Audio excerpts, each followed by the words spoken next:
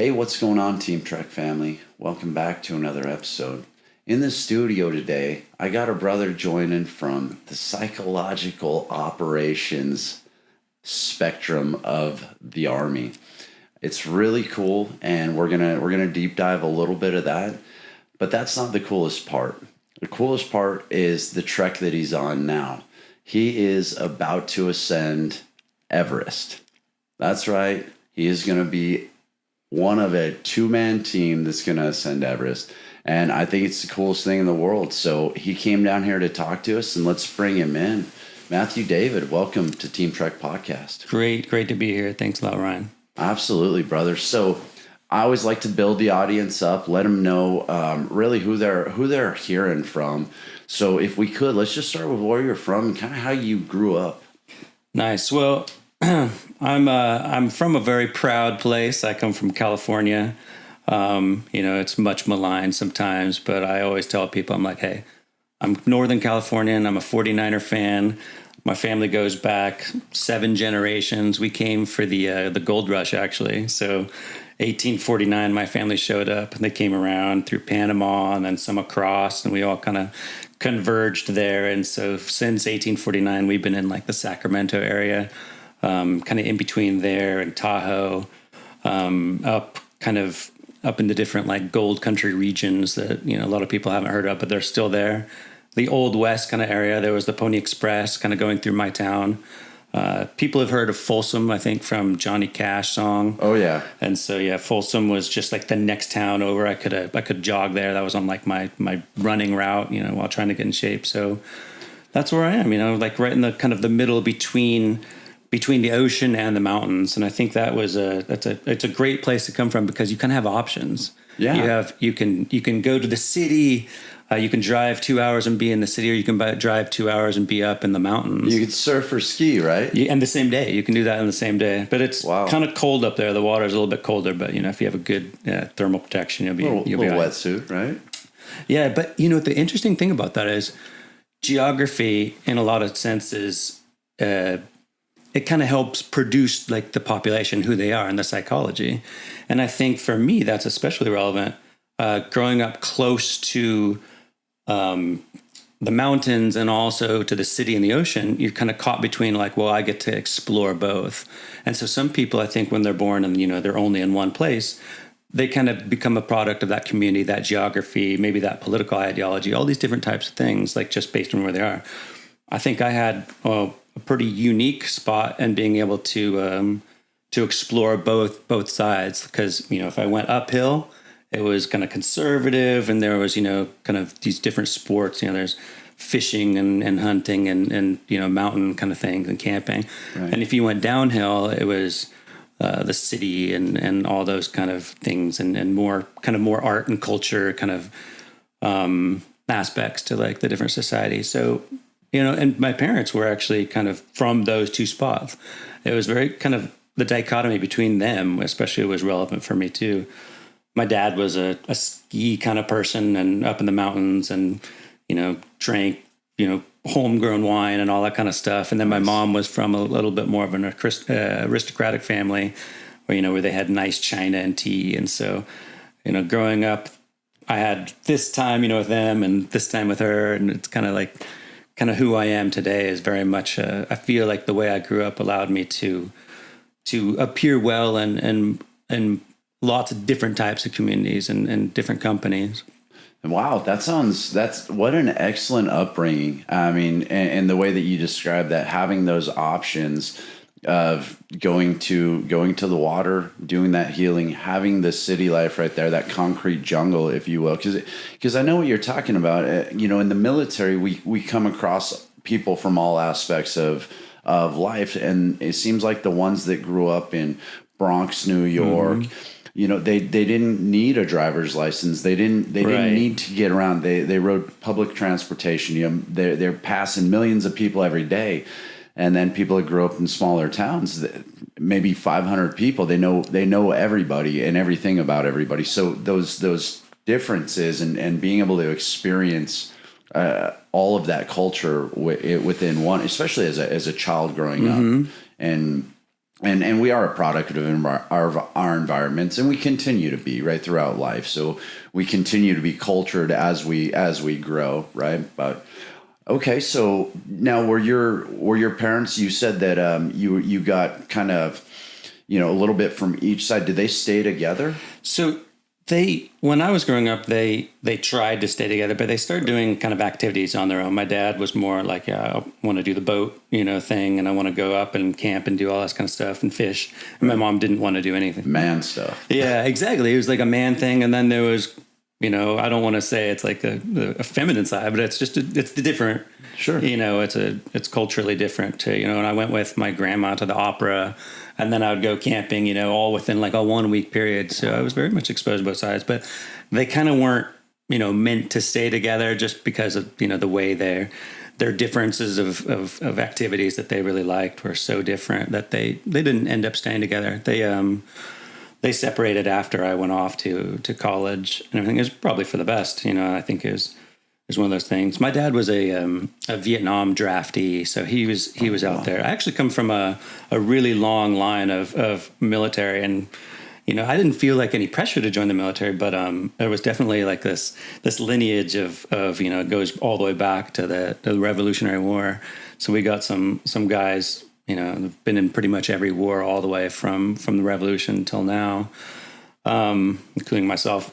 But I think them kind of pulling apart really made it very, very easy for me to, like I said before, like 1 week I'm at the opera and the next week I'm fishing. Right. It allowed me to basically get to know how different people kind of live their lives and how to connect. And I think that connective tissue that was created in my formative years allowed me to, I think, advance, in the different communities and endeavors I did later, especially the PSYOP community. And then, working on behalf of foreign policy, going overseas and working with very different, cultures and groups of people and trying to create those bonds of, trust and trying to build something in order to get our nation's, foreign policy objectives advanced. Right. And I 100% agree with you. I think if you had the choice, as a parent myself or a father myself, if I had the choice to be able to raise my children in those types of environments, right, that really is going to culture them the right way. I mean, I think when you look at how, I don't know, the elites raise their children, right? They're getting the foreign languages early on, right? They're really trying to broaden them and give them aspects of all that culture so they can make informed decisions on who they want to be in life, right? And it really, I think those are the created opportunities that we would all love to be able to provide for our children. And, unfortunately, it's a very difficult thing to be able to do. Right. I mean, my mom always says you have to give your children roots and wings, Yes. and because you can't really get them. I mean, I think my dad wanted me to be a Dodgers pitcher because he really, felt like he needed that. And we played baseball for a really long time. And, but you can't just like put your kids on these, this is what you're going to be and this is what you're going to do kind of thing, because they're all their own blank slates in a lot of ways. And whether it be genetics or where they're from, they all kind of have their own trajectories.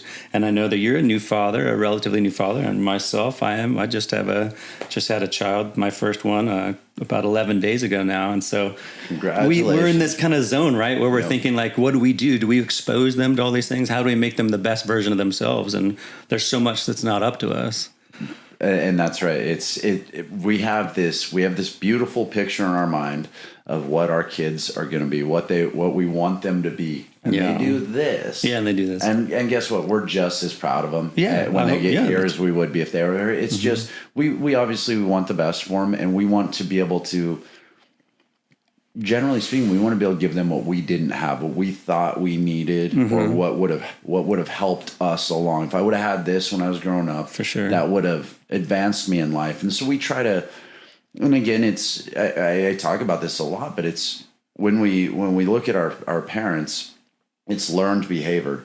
They learned from mistakes that their parents made, how they were going to do things. And we just, like you said, 7 generations of it, right?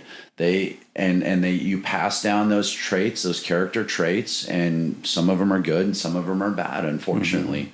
But we're getting better, and it sounds like your parents were phenomenal, at least the way it worked out. They wanted obviously the best for you, and they gave, and you know, with doing opera and camping in the same week, exposed to a lot, yeah. and baseball. I mean, it sounds like an amazing childhood.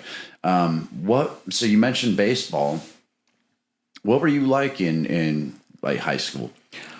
High school was I thought it was really fun. I think I really blossomed in high school. I think it was one of those kind of spots where I'm like, hey, I'm going to take full advantage of this experience. You know, academically, I think, you know, I didn't have that much problem academically. I could understand the concepts in classes pretty quickly, and so then I could kind of leave that behind and then go more to the social aspect. Okay, you know, and if we were doing like the, you know, let's do 20% academics and then 80% kind of social, that was my balance. But then it still worked out just fine. So I had a lot going on. I was on the swim team. I was on the water polo team. I also played soccer outside. I was a goalkeeper for both sports. So, you know, there's a lot riding on that defensive aspect. I got to be quick and I got to get ready for, you know, the big play and everything. Wow. So that was a cool part. I was also the rally commissioner at our high school. So on the mic, you know, in front of everyone, like, you know, during the pep rallies and everything. And that was a really fun thing to be. I would get so nervous though. Like you'd get the microphone and, you know, all the people start coming in and you had to like get all them, you know, and high school kids are notoriously kind of, you know, rude. Mean. Yeah, they're rude. They'll turn on you in a second. So if you're putting out a good product, then all of a sudden it's going to be huge. You know, if you're getting guest stars of all the most popular people, then there's nothing else that they can do than start screaming and yelling. So, you know, there's a lot of risk in that. And so I think that was fun though. Afterwards, I'd have this big like kind of crash, like it was like, you know. I big felt like adrenaline dump. Huh? Yeah, it was like a Super Bowl performance, you know. It was like all of a sudden be like, whew. Dude, that's a lot of pressure. It felt it at the time, you know. Looking back now, you think it's kind of silly because it's, you know, it's a high school thing, but you know, things are more important back then. You know, you think of everything. The matters. Scalable, it's all scalable, yeah. Okay, so you were busy in high school, more of a social dude. You weren't trying to prove the teachers wrong on their concepts. You're like, okay, I get it. I can pass your class. No, I wanted, you know, I knew I was going to go to university. I really wanted to go to college. And I had kind of that attitude like, oh, I don't want to prove the teachers wrong because I want them to give me the best grade possible. Absolutely. So I can, you know, get in further. So they were allies to me. They weren't like, there wasn't an adversarial relationship. So you understood the human domain pretty early on in life.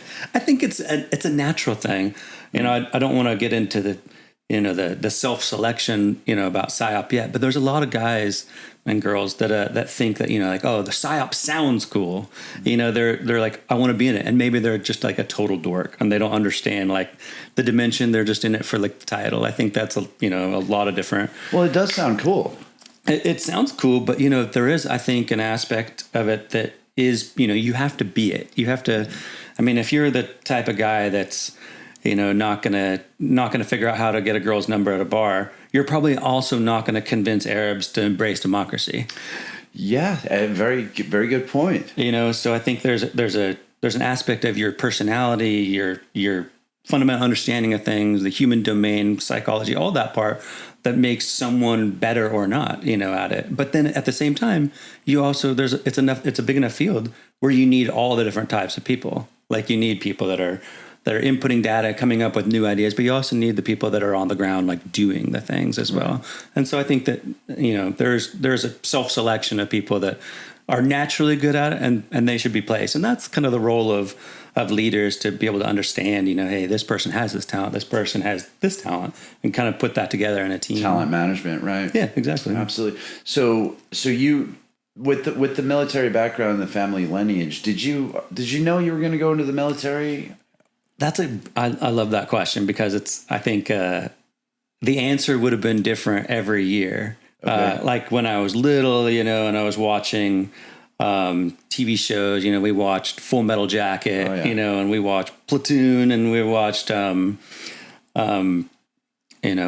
Top Gun and all this there was these glamorizations of the military. And I think, oh, that's awesome. Right. I want to be that, I want to be in that group, but I also saw my dad struggling with, he would watch some of these things and it would bring up, some memories from Vietnam from him. And he'd wipe away a tear, and I'm thinking like, okay, it's not all glamour, so there's very much layers to this, but at a young age, you think it's like the coolest thing ever and you want to kind of be part of it.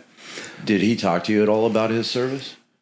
Yes and no. So after I came back from Iraq and Afghanistan, just things completely changed. It was more like oh, now you get it kind of thing. Now you understand. Yeah. But before that, it was very much like, no, you're not part of that club or community. It's like, you're not a veteran. You can't understand. But he didn't say that. He just, that was the way it was felt. My uncle was also the same way. Like, he kind of treated me like a normal person, like, and then all of a sudden after I came back, he was just like, hey, let's, get closer. Like, I want to know you more now. You're an interesting person. I want to know everything. So there's very much a part of the family that, as soon as you all of a sudden establish yourself as a veteran, then it became a lot more open. But yeah, my dad was, he was drafted and then ended up in Vietnam as a combat medic in 25th. And so he was, around on those armored personnel carriers, and he was in Cu Chi, and then in 1970, he was like the first wave that went into Cambodia, and when Nixon sent them. And so he said, people loved being in Vietnam because it was relatively calm at that time. But then as soon as they went into Cambodia, it was just, all hell broke loose kind of stuff. And so he came back with a lot of baggage, and he doesn't talk about it. But he talks to me. He definitely talks to me about it. And I think that just only recently, in the last, 10 years, it's kind of like I can see like this development that he's really going through. And now he talks to me, and, we have conversations, and it's almost like if given enough time with talking to him, we'll automatically go into Vietnam and Iraq and Afghanistan. Like, it just happens, like, no matter what now. Like, he's needed to get that out for some time, huh? Yeah, and I play that role of being there for him, because I think he struggles, and I think a lot of that generation is struggling silently, and it's rough. It's really rough for them. They didn't choose it. People like us, when we chose to go to the military, and the drafted people were kind of forced to go, and the people back home weren't as necessarily as supportive. My mom was a hippie with long hair protesting in San Francisco while her fiance is over there. And so she had this kind of love-hate relationship with the whole thing. She obviously supports the troops, but she didn't support the war. So there was kind of this tug and pull, kind of push-pull kind of piece that was going on, even with, in the family. But back to sorry, go ahead. No, I was going to say, I think a lot of times we forget that those guys did not volunteer, and then when they came back, I think we all know what kind of conditions they came back into, but they also didn't have these platforms to be able to speak out on it. Right, they suffered in silence, and a lot of them, like you said, they still do. So the hope is to still continue to connect them to some healing. Definitely, yeah. It is, it's the support too. A lot of them came home and they were getting spat on and called names and all this kind of stuff. And I think we're lucky, when we came home from some of our stuff, people are like, thank you for your service and all that. That's right. And I appreciate that a lot. I think that culturally, it's a huge deal for us to be able to come back to, a whole a network that's actually supportive, as opposed to being, like that. Oh, 100% without a doubt. Growing up though, like you said, I was drawn to the military because of those movies and all that kind of stuff. Even TV shows like JAG, I really liked that. I think I just liked the structure of it. But it was funny because everyone that knew me was like, well, you'll never fit in the military. You're not just one of those structured people. you know, and I kept thinking like, no, I could be though, you know, or maybe the military needs all types of people. And I think that's really actually probably pretty true is absolutely everyone has a place in the military, whether it's, you know, Army, Marines, you know, Navy, Air Force, Space Force now, even just the MOSs. Each MOS, like, you know, caters to different types of personality and skills, and there's ways, you know, they can be brought up. When I first started thinking about, you know, the military, I was young, and then by the time I was graduating from high school, I really wanted to go to one of the service academies. I wanted to go to, you know, West Point, Annapolis. I thought kind of maybe the Navy was kind of like the way to go. Yeah. There wasn't any wars going on. Well, Top Gun was the coolest movie of all of them. And it seemed like the Navy officers were all like, you know, these gentlemanly kind of like, you know, good fashion and like, and so I kind of drew towards that. But then I went to college and grad school and everything. But while what did you study in college? So I ended up not going to one of the service colleges. My mom said she would, you know, disown me if I ever went to the military, which I thought was really funny. We can get back to that. Okay. But I ended up going to University of California in San Diego. Okay. And, you know, I studied political science as people, you know, that are interested in politics and international relations as they do. I remember this one class. This is really important to my story. There was a class called Theories of Nationalism by Gary Schiffman, and it was all about you know, why populations fight. And I'm a California kid. At this point, I'm in San Diego, and there's, you know, I'm 19, almost 20 at the time, and there's surfing and there's girls everywhere. You know, like this is a great spot to be. But you know, I really knew that there was things that are outside of California, and I was just very curious about what was going on. And this class called Theories of Nationalism, the teacher, he did the best thing ever. He put down a blank map of what, you know, now I know the Balkans. And then he's like, oh, you guys are poli-sci students. Go ahead and fill in, you know, the countries of this map. And I'm sitting there going like, oh man, this one looks like Greece, I think. Okay. You know, and then he basically admonished all of us. He's like, all right, you guys are poli-sci students at, you know, one of the best programs, you know, in the US, and you can't fill in a map of where like US soldiers and US foreign policy is currently focused. And this is during, you know, like Bosnia, Kosovo kind of time frame in the late 90s. And so, you know, like all of a sudden you just like hang your head, you know, like in shame, kind of like, you know, like I'm never not going to know this map, you know, for the rest of my life now.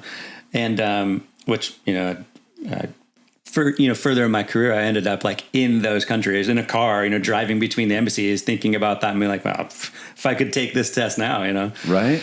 You know, going back to it. But then, and so I thought to myself, I'm like, man, like, I don't think I am the type of learner that could just sit and like stare at a map and memorize. I have to experience it. I have to like really like see what's going on. I need to understand firsthand. And we read this passage about, you know, these Serbs, Croats, and Albanians all kind of like, you know, why they're fighting, and they couldn't really explain it. You know, it wasn't very eloquent the way they were describing. They're like, I just hate these guys. This is why. And it made me kind of go like, wow, you know, like, I think, you know, people are engaging these acts of political violence, and they don't really fully understand it. They're just emotionally invested in it. And so I really started thinking about like, I want to understand this further. I want to understand why people go into conflict. I want to see if I can understand it and maybe help and, you know, be an academic. Right. And I remember thinking at that moment, I was like, well, if I go, you know, study abroad next year, maybe I could like somehow figure out how to get to Kosovo and, you know, be there and actually kind of all of a sudden show up and like, you know, act like a, I don't know, independent reporter and try to like kind of understand this on my own. And the weirdest thing happened. So then, you know, I normally faded out after about 15 minutes of class, you know, and just think about something else. So I end up going to England the next year for my junior year abroad.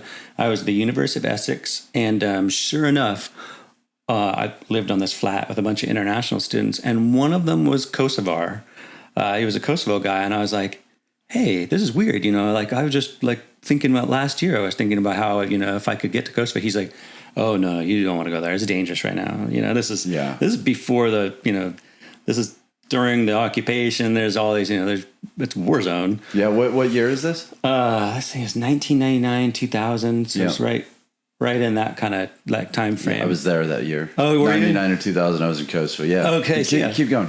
This is so I'm thinking to myself, and I had a map in my room because now I'm really into maps, like thinking like I don't ever want to know where something is in it, where something's not. And so I'm, with him, we're drinking, some shots of rakia or something, and it's kind of almost Christmas time. And I'm like, let's go. Let's go. You need to see your parents and stuff, and I want to go with you. And he's just like, ooh, there's not like an airport we can fly into or anything. I'm like, what about this country? We go to this one. I'm like, what is that? Okay, Bulgaria. Okay, let's fly to Bulgaria and then maybe take a bus to, what's this country? Macedonia. Okay, Macedonia. Yeah. And then we can just like take a taxi, right? Yeah, exactly. And so then we end up just pulling the trigger and we actuate this whole process. And so then, a week later, we're flying and we're landing, and then all of a sudden we're taking this bus with a bunch of gypsies, and they're actually Roma people. They're like gypsies, and like, one of the guys just like hit this girl, slapped her across the face, and so I'm like, man, I'm in a very different cultural, situation right now, and my instinct is to want to, do something about it. Right. And my friend is like, no, let's just let's keep a low profile. Yeah, let's not do anything right now. And so, then we make it to like this refugee camp area where there's some wheeling and dealing in terms of like, we'll take you over the border for this amount, blah, blah, blah. And so I'm like, what's happening? I don't understand any of the language and stuff. And he's like, no, he's going to take us in the night kind of thing. And I'm like, all right. And so this is very kind of cloak and dagger feeling, I'm thinking, now I'm on like the vanguard of like how I always wanted, I envisioned this kind of life that was a little bit more exciting and interesting. And sure enough, like, we made it into like into Pristina that, later that night, and there's rubble and there's, the scars of cruise missiles and things, and there's patrols walking through. Macedonia was destroyed. Yeah. And then we were in Kosovo and we were in downtown and we had no electricity, but we were on like the top floor or not, a middle floor. So just to go to the bathroom, we had to like, walk all the way down into the concrete rubble and then like, take a piss out there and then walk back up. It was fascinating to be there at the time, and I'd only been to England, France, Switzerland, Italy before that. And so now all of a sudden I'm in like war-torn Kosovo, and the blackout, no power and peeing outside and like some bricks, and with a Muslim family. And so, and it's around Christmas time, and they were just a fantastic group of people. They wrote like a little, like, they're like, we heard that, you guys have trees. So they got like a little tree that said like Merry Christmas, Matt, like spelled wrong, but it was, it was fantastic. And then, I had there, it was also, that year, it was also Ramadan. And so I think it was 2000 into 2001, I think. Yeah, 2000, 2001, it was Ramadan at the same time as Christmas. Wow. So we're sitting there like fasting, and it's also Christmas, and we walk out there and it's cold and we got our jackets and there's patrols of, we see you walking by, and I saw one British unit, I'm like, hey guys, how you doing? And they're like, you speak English really well. And I'm like, yeah, I'm from California. They're like, how'd you get here? It's on the other side. Yeah. And so, but it was, it turned out my friend, his brother was still very much connected to the resistance, the Kosovar, and nowadays there's lots of debate about, he was part of the KLA, and, I didn't really know anything about that group or, what they became, what they were before, they were explained to me as, a resistance organization.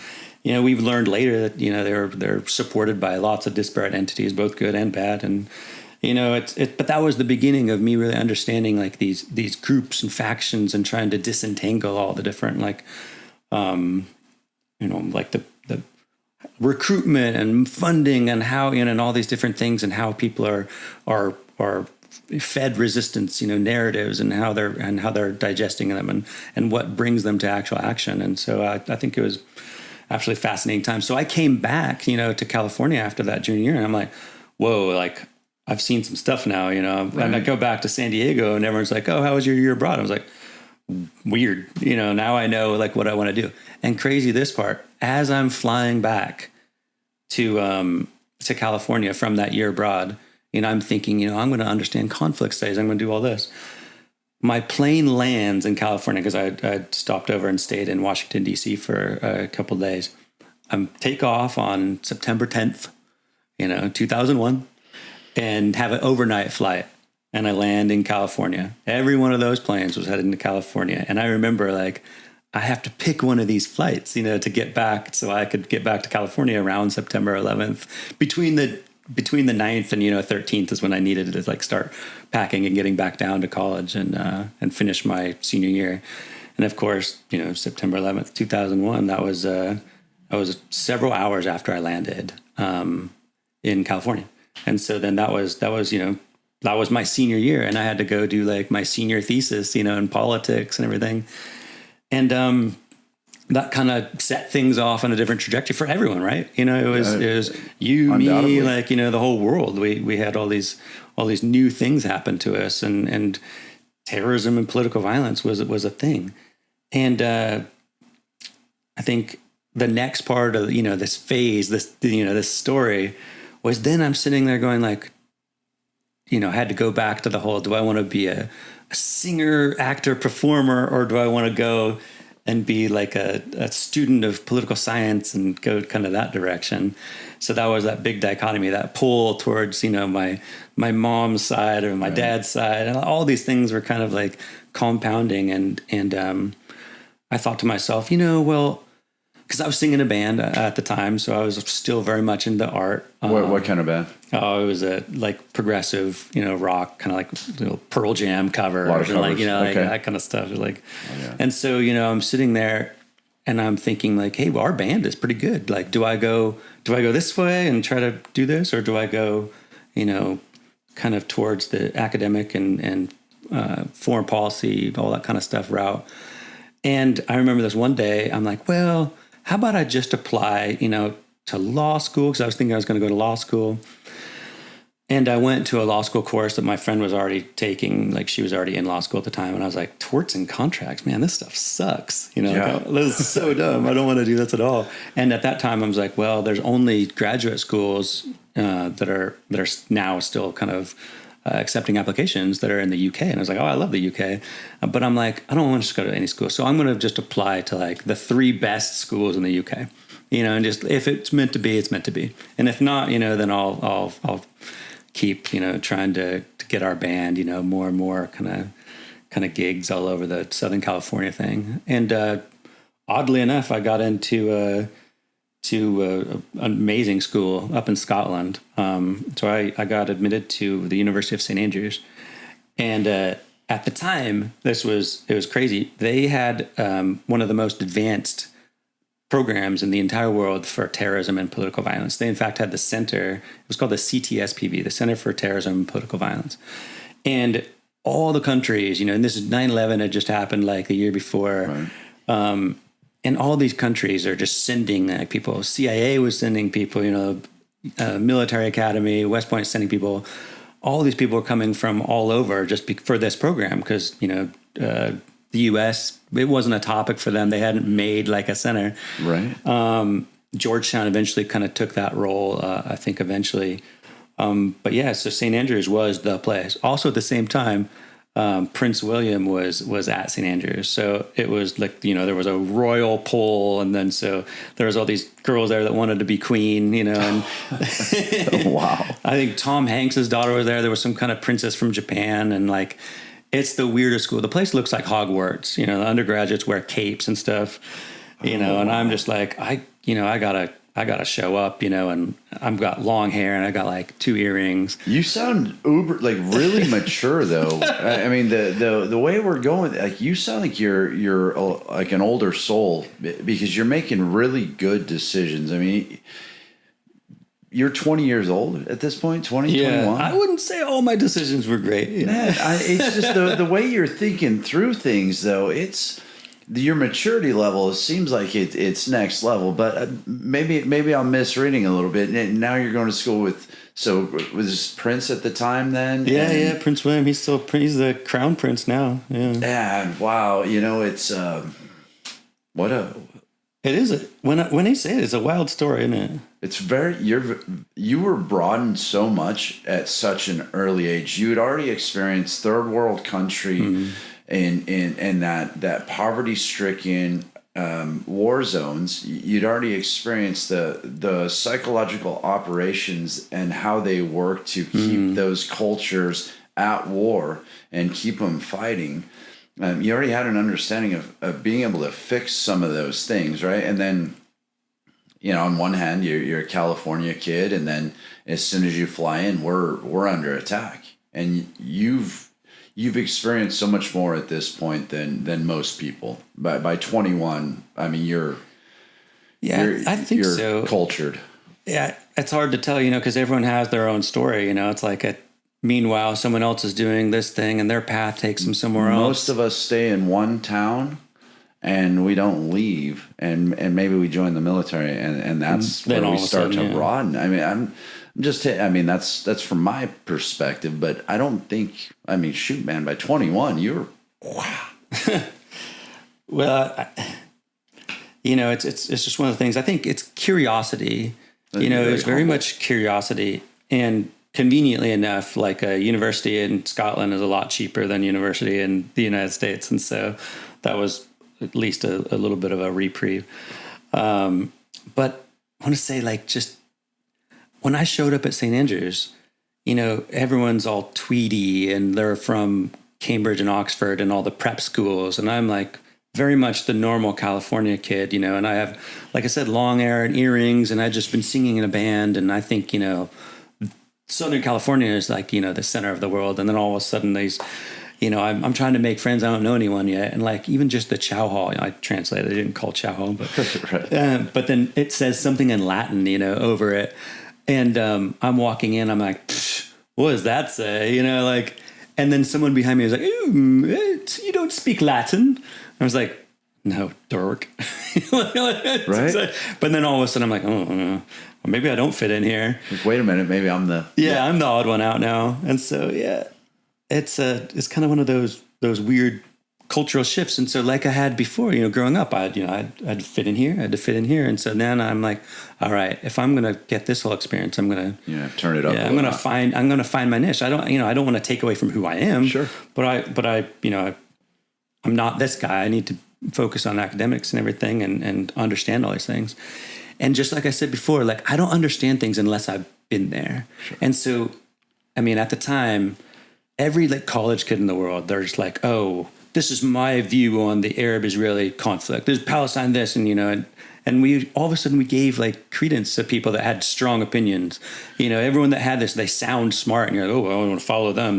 Now I believe them. And so I'm like, you know what I'm going to do? I'm just going to go like by myself and fly down to Israel and go hang out and like trying to figure this out, all the geography and like all the different like opinions.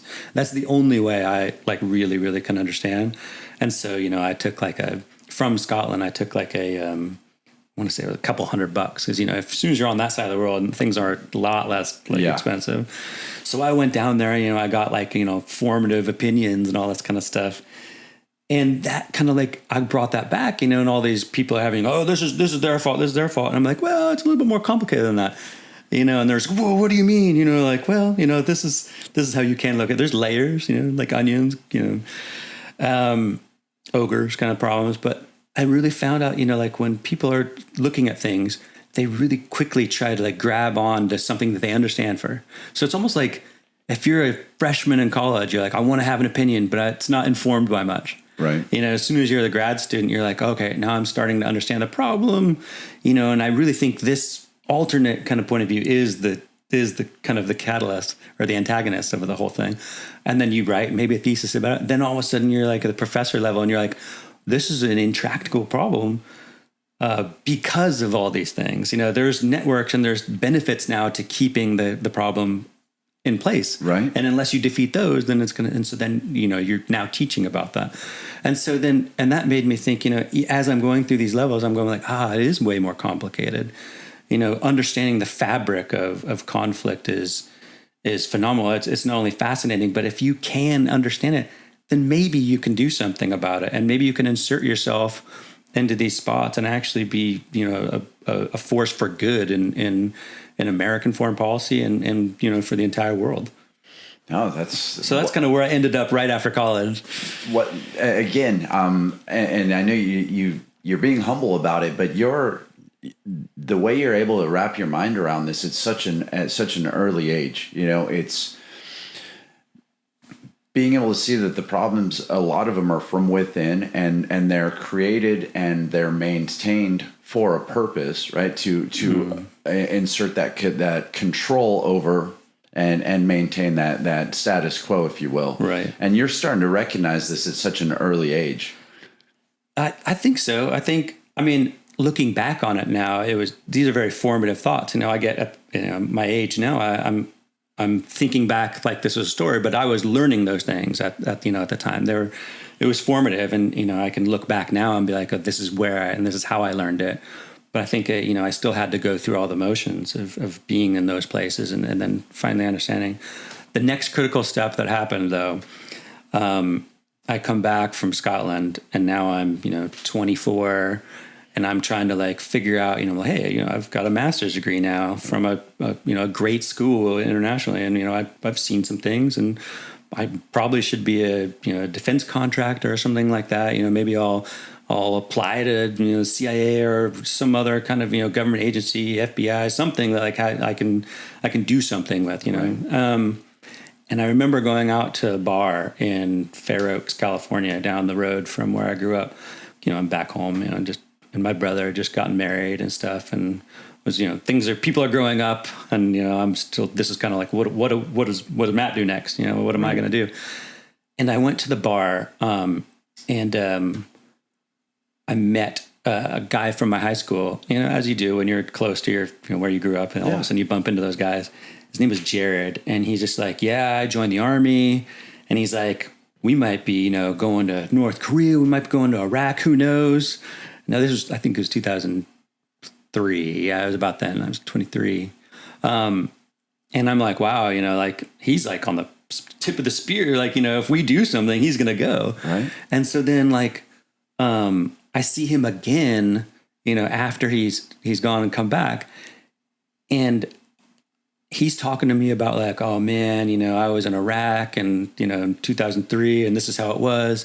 And I'm thinking, I'm just a student of foreign policy and poli-sci, and I'm researching what other people are saying about things about it. I'm like, I don't want to just be like a student of the world and what's going on and the news and following it. I want to be an active participant in like history and politics in the world. And so I was like, and so that conversation with Jared, my high school, buddy, and seeing him like going over there, and I thought, and that romantic part of the military came back, like from when I was a kid, is like, oh man, like is Jared like a hero, and am I just this guy that's like studying so that I can write a book that no one's going to read, and that really kind of calcified my ideas. Like I want to jump out of airplanes and lead like an infantry platoon in Iraq, and so that was like kind of that moment where I'm like, I went, back home. I talked to my mom, and she had previously said, like, don't ever join the military. I'll be so upset. Right. And then, now I've got a master's degree and everything. And, and there's not like a great career path that's just unfolding in front of me. Like no one's like, oh, that's the person we need, like someone who's just got out of school. And so my friends from St. Andrews, they were all getting entry-level jobs at CIA and other kind of, organizations internationally. They were going to their country's armies and their country's law enforcement, and think tanks and all that kind of stuff. And so I'm sitting there, I'm like, no, like I want to be an active participant of this. Like I want my entry-level position to be, a platoon leader. Like I just thought that would be just so much more kind of like meaningful. Whether or not that's true or not, it was true for me at the time. Right. And so I told my mom, I was like, yeah, this is what I'm looking at. And she's like, oh my God, like we talked about the military, and like, it's even worse now because we're in war. And, but so I pulled up the psychological operations, like little web page that they had that like described kind of like, the qualifications they were looking at. Yeah. Probably a lot, pretty similar to the 18 series one. Is like, oh, we want, critical thinkers or people that can learn a language skill, people understand like the wider dimension of battle, the multi-domain kind of yes. And real like cerebral types and physical. You need that. Yes. And so I showed like that webpage, and I'm like, hey, look. And she's like, oh, well, that sounds like you. Like, oh, someone who thinks out the box. Oh, that's like you. And so all the bullet points that were going down that they were looking for, she had this click, I think, that was like, oh, well, the military, needs someone like my son. Right. And so that kind of like made it like, okay, finally, to just not go against, the family. Cause, at the end of the day, your family is your network, right? You need their support. And so I went to the recruiter and they're just like, hey, we'd love to have you. Of course. So you got a master's degree and you probably haven't been in any trouble. You look physically fit. And so is that what you signed up for? Was you wanted to be an infantry PL? So was that your first contract as an infantry officer? So when I was going in, they didn't have, you had to enlist basically with no MOS, and then they were just going to give you needs of the Army. Okay. And so I'm just like, well, you could either like enlist with an MOS and then you have to do, first contract and then go to OCS, or you could enlist with this, I think it was called 09 Sierra, and then you just go to OCS and then afterwards they give you a branch. And so I'm like, like back and forth. So I went back and forth quite a bit because I was thinking, well, if I pick infantry or intel, I'm guaranteed, like to do something interesting. I'm either going to get a top secret clearance, or I'm going to have some like really good PL time, or not PL, but, like online time. Yeah. And I eventually ended up just selecting like, I'm going to go let the, the Army decide. So I went to be the 09 Sierra, I went to basic training. I was a little pudgy, and everything. I was like, man, this is hard stuff, running on sand at Sand Hill. Oh yeah. I'm sitting there. I'm like, I don't know if I can run that fast. And then finally for the PT test, like we actually go to concrete and I'm like flying. I was like, you're like, oh yeah. Yep. No, but it was great. There was 8 of us, I think, that were officer candidates, like on that path in my basic training platoon. And I still keep in touch with them. They're all great guys. Yeah. Like they're, it was like, I thought I was going to be the only dude coming from, a graduate school. Right. And then showing up with a bunch of, and the guys sitting next to me or the bunks next to me, one didn't even fly to Fort Benning. He like drove because he was from like the next town over. Yeah. And, and then another guy, basically the same story. But then there was, in the 50-person platoon, there was 8 of us that were like, hey, I came from here. And my friend Casey, he actually went to 10th group as well. Casey, he was from, he'd been at Pepperdine and got a master's degree and stuff. And so he's, I'm like, oh, okay.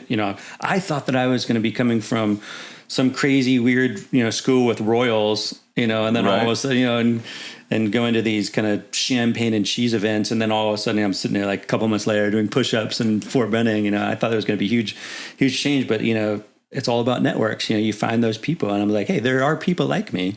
There's people like me, and I, we're still talking. We're still, one of my friends just, it was 2 months ago, became a battalion commander up at in Fort Lewis McChord. So it's like, we're, invited up there to go see that. All these, these people, the world is just filled with all these relationships and these connections that, we're not alone. There's people like us, there's people like you, and you just have to find them. And, sometimes they show up and they fall on the doorstep, they end up becoming like, next door neighbors, or sometimes, you actually, have to put in the effort, but people are like us. And so I was really happy to all of a sudden be there in that time with all those other officer candidates that were kind of on the same trajectory, and they had very similar stories.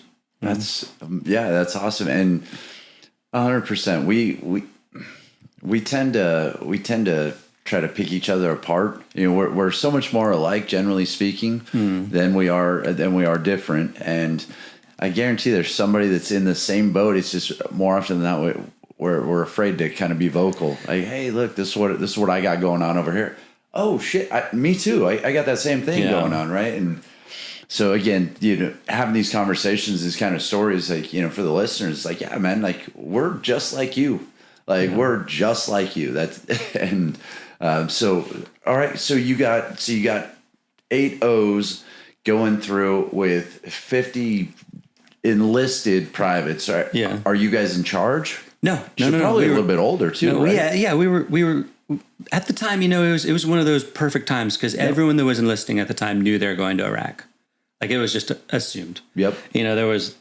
That was that generation. We were all like, and as much as we can say each generation had it, harder or different or anything, but that I think I'm very proud of the generation. I joined in 2000. My basic training started in 2005, And that generation was everyone knew that they were going. Yeah. And so there's something to be said about those guys, you know? It's like some people went in for just 3 years because they're like, hey, I'm not going to miss this, you know, this era, you know, I'm going to be the person that served at this time, you know, in wartime.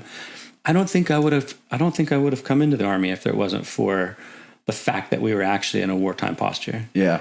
You know, 9/11 was significant, but then, you know, it didn't automatically mean to me join the Army, you know, because I went to postgraduate school afterwards. But then, you know, the whole Iraq and like that developing and Afghanistan becoming more and more of a thing. You know, I worked on my thesis, and my master's thesis was on Afghanistan and transnational criminal networks and all that kind of stuff. And so I was really, you know, understanding the Central Asia. And so I thought, you know, well, the Army is going to probably want to send me to Afghanistan. No, we're going to go to Iraq first.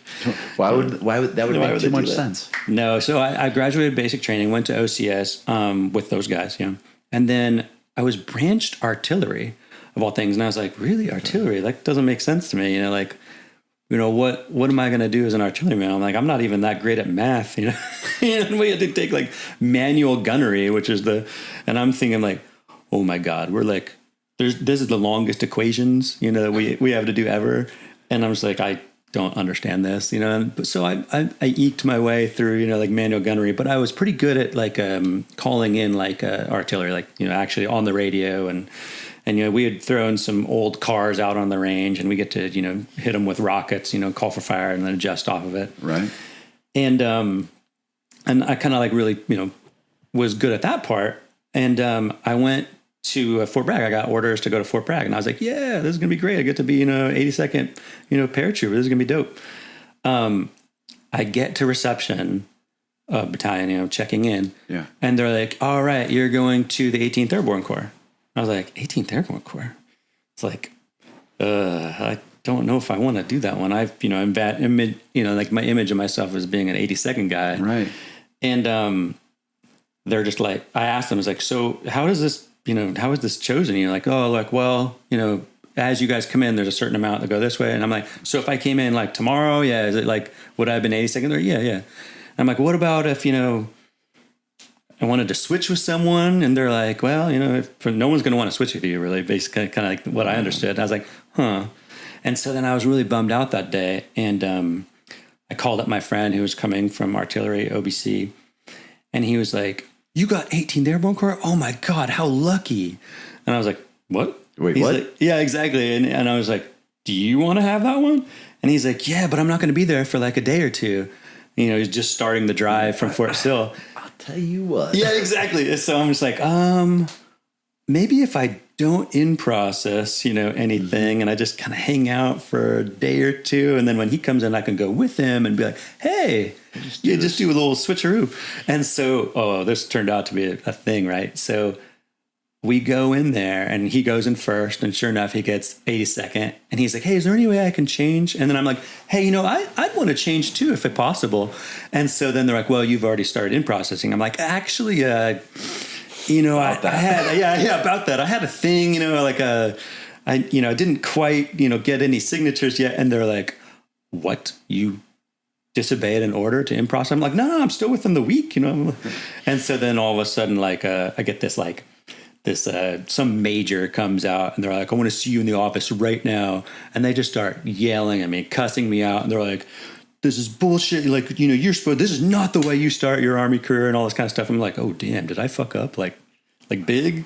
Did I fuck up big? And then all of a sudden, like, I'm standing out there going like, crap, you know, I really screwed up. And this warrant officer comes out, and he's like, hey, sir, you know, I'm second lieutenant or whatever. So it's like, he's like, the 82nd needs people that really want to be there. I switched you guys. I got the admin, you know, stuff nice. Here. And then he's like, here's your packet. Get out of here quick. Get out of here. Yeah, go. And I was like, wow. That was the first, you know, like little deal like that. I was like, that's, you know, people that want to make their own fate, you know, sometimes you have to do things. You can't just let things, you know, fall in your lap and always accept it. You gotta have momentum. You gotta have charisma. You got to make those choices. Sometimes they're, maybe they're not always they're a great choice, but they're the choice that means the difference between a completely different life or not. Right. That's right. You got to manage your own career too. If you got to manage a career, you let somebody else do it for you, you're going to be disappointed. Yeah. And I ended up at 2504 82nd, and it was a great group of guys. I was in third of the 04. Oh yeah, I was a Blue Devil. Yeah, I was a White Devil. Yeah, that was great. It was a great time because like I said, that generation is those patriots coming in and doing something, like knowing it there, heading off to Iraq is a different breed than I think that they have. It's easy for us now to go like, oh, these whippersnappers, they have different motivations and stuff. But there's something to be said about those guys that all knew. But I loved every one of my lieutenant cohort. They were great dudes, and so I also, oddly enough, like I really didn't want to go to an artillery battalion at all. My goal was to be in the infantry, right? Yeah. And so another stroke of fate. I was in my, we're doing this run with the major that was the battalion, ops guy, the 3, right. And he's just like, oh, where do you guys think that you guys need to be placed? And, there was one guy who had been like a enlisted fire support team guy. And he's like, oh, I think I should be, take the role of the FSO in an infantry company. And then I'm like, oh crap, he's going to take that spot, unless I can come up with a compelling reason. Right. But I also don't want to be a Blue Falcon, No, you want to be a devil. I want to be a White Devil. Touche. And so when they got to me, it's like, why do you, what assignment? I'm like, oh, I think my upbringing, and all the different things I've done would be well served in the infantry right now. I was great at, calling in, artillery and whatnot. So I'd be great on a team. And if you want us to develop all these different skills, this guy's, we should have more people kind of cycle through the infantry, and, we should play to all of our strength. Yeah. Broaden. And so they're like, yeah, that makes sense. So he ended up going and taking like this being a platoon leader of a cannon crew. And and I went to the infantry.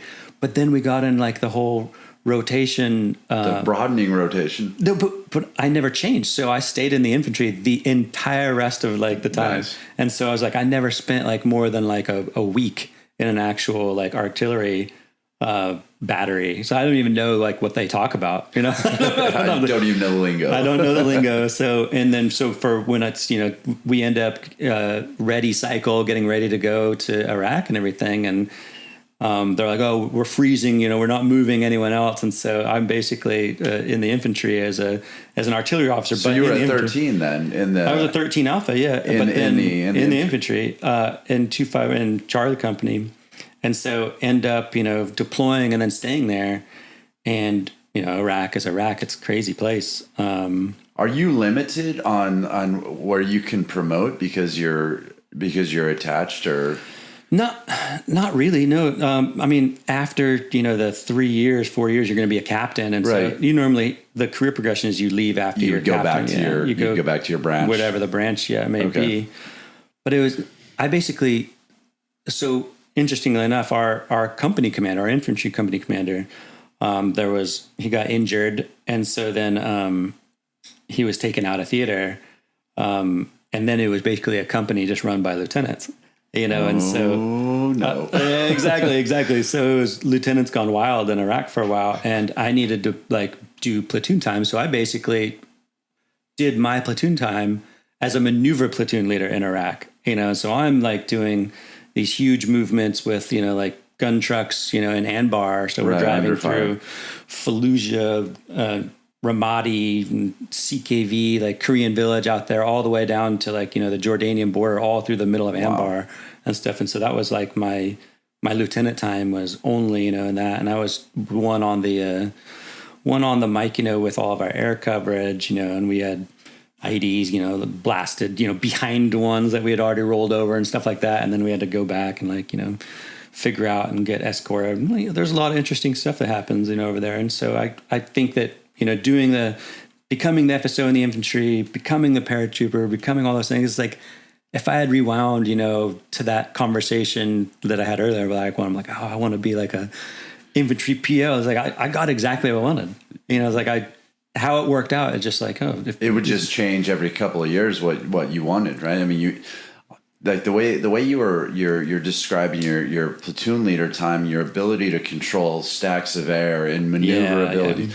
I mean, that goes all the way back to your DJ days and you know your time on the mic in high school and having that, again, those repetitions and that comfortability of and then the broadening that you've done, the understanding of the actual battlefield, the environment itself. I mean, you had been building towards this the whole time. You just didn't realize it. Well put. You know, I feel like a lot of that, and throughout my life, has been like this is building to that. Yeah. But you know, like radio stuff, like using the mic and calling in, you know, and talking to air and all that's not that easy. Like it's not a natural thing. No. You have to like practice. You have to learn it, and you know.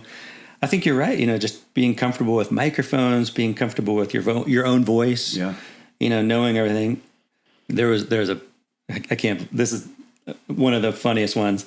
At one point when we were down in Nasiriyah, we had NATO use like air coverage for us. It was funny as hell. So all of a sudden, you know, we're trying to get more people like, you know, experience, you know, calling and talking to CAS and everything like that. Because it was relatively, you know, nothing was going to happen. So we're trying to get more people to develop their radio voice, you know. Right, getting those reputations. Getting their reps, right? Yeah. So we're, you know, someone's out. And then all of a sudden, you know, the higher up calls up. They're like, all right, we're sending you British tornadoes, you know, and like someone comes over to the radio, no one could understand them. And they're like, crap, do we have anyone that can speak British and CAS, you know? And I'm like, I got this. Yeah, right? Hey, mate. Yeah. You're right. Yeah. Where are you coming from? And so it's funny. And then I get on the radio and then I do the initial check-in and all of a sudden this female British pilot, you know, sounds, you know, good, like really awesome accent. Right. And so then I'm talking and then all of a sudden my commander, he's like, break. It's Bravo 6. Right. I need to get in. Yeah, you wanted to get on that. So I thought it was a funny one. How funny fighting over who gets to talk to the female officer on the other end, right? Or the female pilot. That's funny. It's like, so you guys out of, you know, whatever. Build some rapport here over the radio. Yeah. Where you going to eat the chow tonight? Oh, that is funny. Okay, so platoon leader time. How did that go for you? It's interesting. You know, there was a little bit of like, oh, you're not like, because I wasn't an infantry coded person. Yeah, it's a little bit different. But you know, I took, I think at the time, so they gave the artillery officers in infantry companies this little extra task. It was called like the company intel cell lead, right? So they were given the task. All right.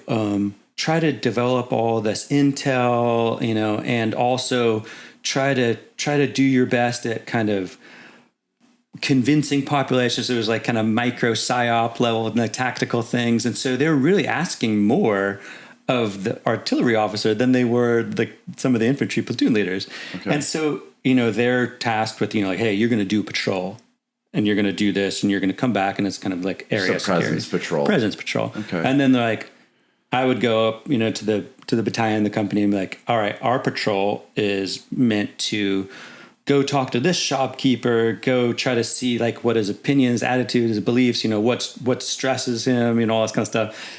And then go stimulate the economy too. They would give us like money to go like buy things. Right. And then they gave like grant money. They're like, hey, see if you can like stimulate the economy. I'm like, I'm not trained in how to like stimulate, you know, give grants. Right. You want to go do a well out here? Yeah. Well, yeah, I was like, whatever. And so basically I'm like, I guess we can take our gun trucks, you know, out and, you know, like write out a form. You're like, do you have any business ideas? And just like hand it to him, have a translator translate it. And then they could like write out kind of like what their plan was. And if it was good, then we could, you know, give them money and stuff like that. Coffee shop. So, yeah, no. So we went to a coffee shop. Yes. Yeah. And then like, you know, we have like our security presence around. And then all of a sudden I'm like, hey, you know, this is what's going on. The translator does it. And then people start lining up with business ideas.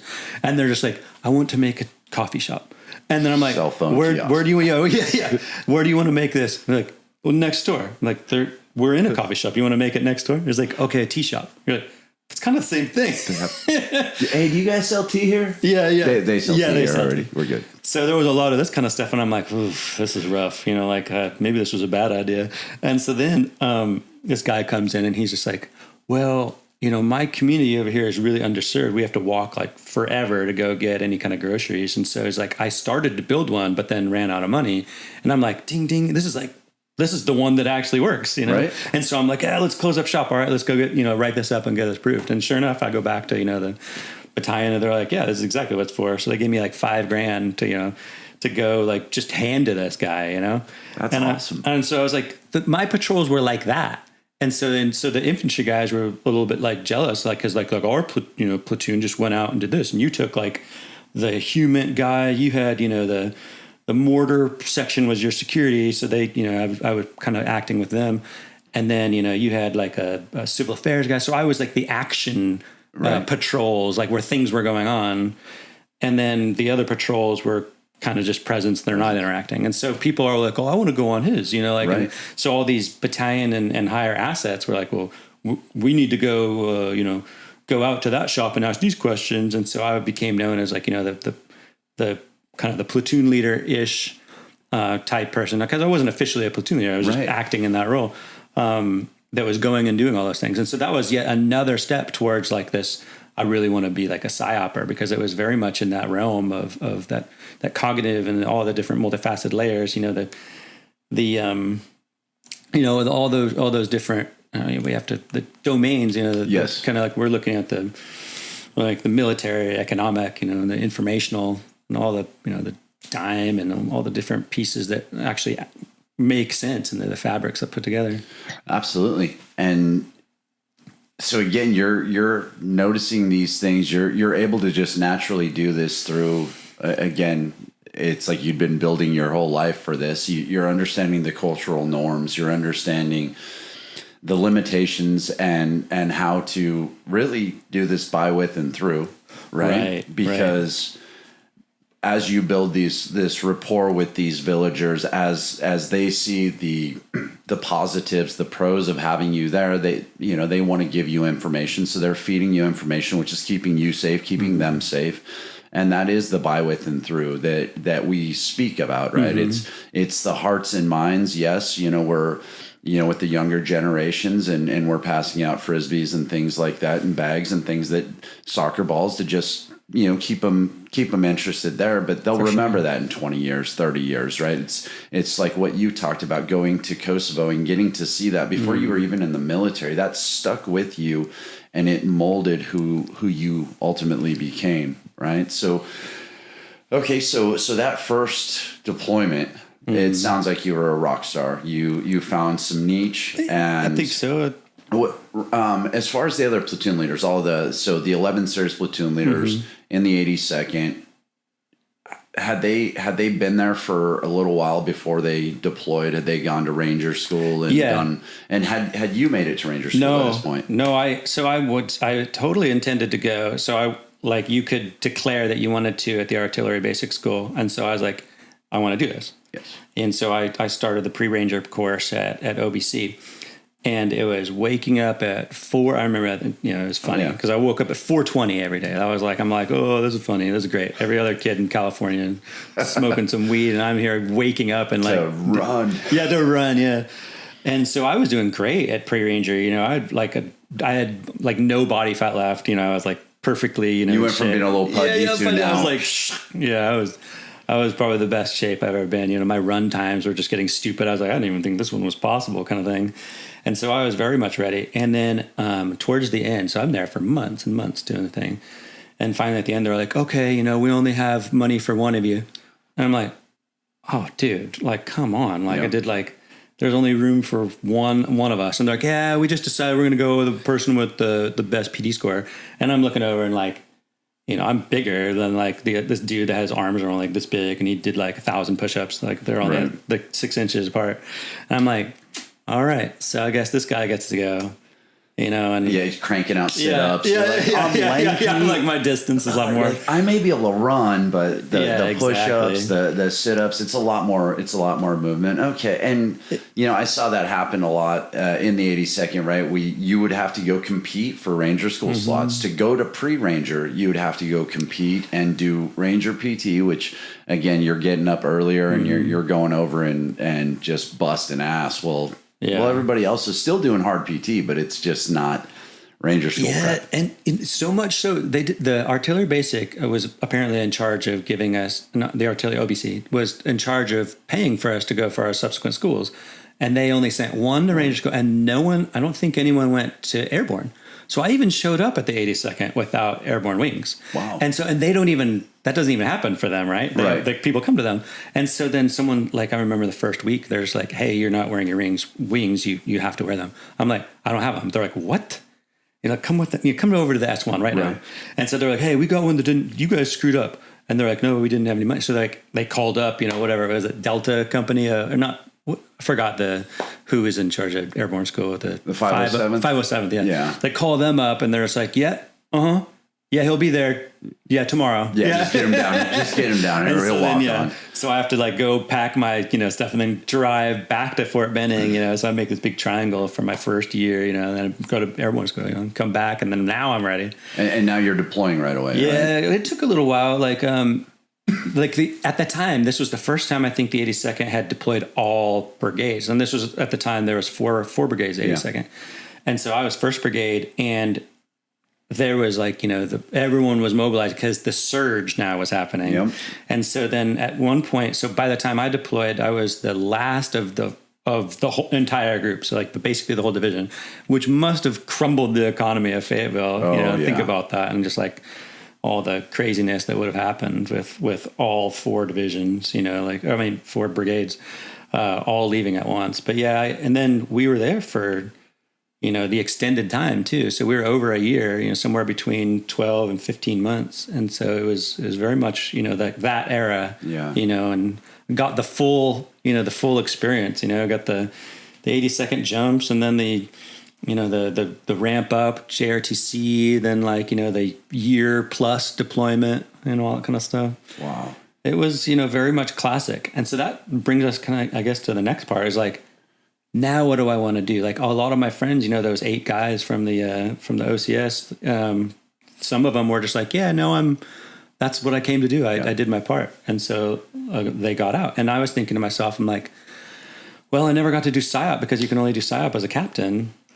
But then I was thinking, maybe I'm now meant to go back to California. I think this was the big inflection point, And you don't owe an obligation because they didn't pay for you to go to college. No, I don't know. Yeah. Yeah. And so it was very much kind of I get to decide. And, I don't know if I made the right decision. I probably did. I don't know. But I decided I was going to, switch to the reserves, after. So about 2009 to 2009 and 10, I was I didn't know what to do. Mm-hmm. I came back from Iraq, and it was weird, just a little sidebar, a caveat to that. Coming back from Iraq was weird, right?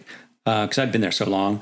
Just seeing people in the airport that were fat people. I didn't see any fat people in Iraq. I was surrounded. Color? Yeah, color. I was going to say that. Color. It was weird. You go to the airport and people wearing dark colors and bright colors. And I'm just wow, I'm used to very much sand and taupe and loam, and all those kind of, these muted kind of colors. And all of a sudden people are wearing these crazy ones. And I'm there's a visual cacophony, that kind of overloads the senses. And then there's also the speed at which everyone's driving, I'm used to driving max, in a Humvee, up armor Humvee going 58, right? And it's streaming, whoa! Yeah, and then all of a sudden there's a huge bubble around you because everyone could, just be a V-bid. And so then I'm driving, and I think it was my dad. He was just you want me to go with you to drive so you can get used to it? And so I'm like, no, I'm fine. I'm fine. And sure enough, I'm driving, trying to merge, and all these people look like they're going twice as fast. It's I'm playing the new Call of Duty, and everyone's already a master at it. Yeah. And I was essentially airload. Just everywhere. And then crazy enough, within a month or two, I'm driving normal, and then I get pulled over for speeding, and I thought, I'm sitting there in the irony, and I was wow. And now, in Iraq, if we needed to make a U-turn, bust through the thing, we just we would, bust through like the divider, and we didn't want to go up to where like the IED was clearly buried, Right. we'd go and make our route. And now I'm like getting pulled over for a minor traffic violation. It's like the difference between having all this importance, this gravity, these things. You had a mission, and then all of a sudden now I'm like a civilian getting pulled over, and I'm getting a ticket for going 5 miles an hour over. Like it's just that dichotomy is got to be, it's stressful for a lot of people, and that's what I want to get into that a little bit later in this conversation. But that sense of purpose, you're working towards something, but then all of a sudden not having purpose, then little things kind of like get on you and they just like hurt more. They just pile up, and it's just a lot to handle. And so I remember coming back from Iraq and going like, man, I need to be at least in the reserves. And now maybe I can find a unit that actually will get me into PSYOP. Yeah. And that's going to be like, that's really what I always wanted to do, So I found a unit, I was back in California, and I found a recruiter. There's like, hey, we've got a unit in North Carolina. I'm like, you're right outside of Fort Bragg. And I was like, perfect. Sounds perfect. Yeah. Like, what do I do? And so, just signed up and reclassified myself as a reservist. And now, is this active reserve or no, it's just regular. They just call it TPU. Reserves. Yeah. The big caveat on that though is like as soon as you join, I wasn't PSYOP qualified. So not being PSYOP qualified, there's like a whole school and like pipeline stuff you got to. So you're basically like if you're in school, active. You're basically going active. And the unit that I went to was a brand new unit that had not even got its colors yet. So they just stood it up. Okay. So and then not only did they stand it up, but they also gave it deployment orders. So they're like, basically, I go to this unit and they're like, in 2010, and then they're like, you're deploying in 2011, And so I'm like, all right, well, I got to like get qualified and all that. Make ready, right? Yeah. And then, so we have all these like things. So I didn't have to like get a whole nother job as a reservist because I was either in training, in school, going to like the prep, like the reserves do this kind of like thing. At the time they did it up in, where was that? Fort McCoy, I think. And then there was also another one. There was like a mock deployments where they, all the your pre-mission train up. Yeah, it's like a pre-mission train up. And all your medical. And SRP, all that stuff. And then they would, you'd have like a month break, and then you'd go back and do a full another month and then deploy at the end of it. So I wasn't like, I was full-time. You were full-time. So I went to the PSYOP school and I just got it. Like everything just made sense. I'm just like, oh yeah, no, that's totally makes sense. Like this is easy stuff. Like how would you, how else would you do it? Yeah. How else would you look at it? And I was actually really impressed because I got the manual, and to this day, I still think that the 2007 PSYOP manual is like the best one. I haven't read everyone else in detail, but I still have that affinity. I'm like, oh, this is the one I had. Right. And I read it through, and I was like, whoever made this, especially the target audience analysis section, like chapter 2, it was just brilliant because it was basically like they made like a funnel basically with this process. The military's big on processes. Oh, and, there's acronyms, all these things that, like, oh, this is how you need to look at it. Just so people. So we can memorize it. So you can have a framework. There's a framework, right? It's a framework, yeah. So, but basically chapter 2 of the 2007 PSYOP manual was taking all these inputs, putting them into a funnel, and then it spits out like, this is what you need. This is the main argument that you need to like, let someone, to give, to deliver. Right. And I started to think about that as like, okay, so this is the ammo, the actual like ammunition is the main argument. Yeah. And then how to parse out. And we all did like, targeting. So soft targeting, they had, they had F3 EAD, and there's Carver matrices that everyone's talking about, like, is this critical? Is it accessible, vulnerable? And so all those things just made sense. And so I don't know. I don't want to be like saying everyone else was dumb, but there was a lot of people that were just like, I don't get this. Why would we even do that? I'm like, because that makes, that leads to this, which is what we want. Right. I don't know. I think that just the PSYOP course made a lot of sense to me, and I loved it, and I loved how it moved into the next thing, and it like actually yielded, policy, like things that we could do. The effects, right? It's the big thing about PSYOPs is it's the second and third order effects. And a lot of guys have a hard time wrapping their head around that. It's okay, I'm going to do this and that's going to happen. Yeah. It's like, yeah, but then there's a butterfly effect to that. Yeah, yeah. And that's where you really got to be able to wrap your head around, because that's what's important to all of this. Yeah. 100%. And that's another thing. Like I remember back to Iraq and the infantry, I was already kind of thinking in that way. We ran into some like refugees from like Darfur, I'm thinking like, why would they, the refugees are in Iraq. That's a sad place to have refugees. And then all of our guys were just like, oh, let's get pictures of us, helping them.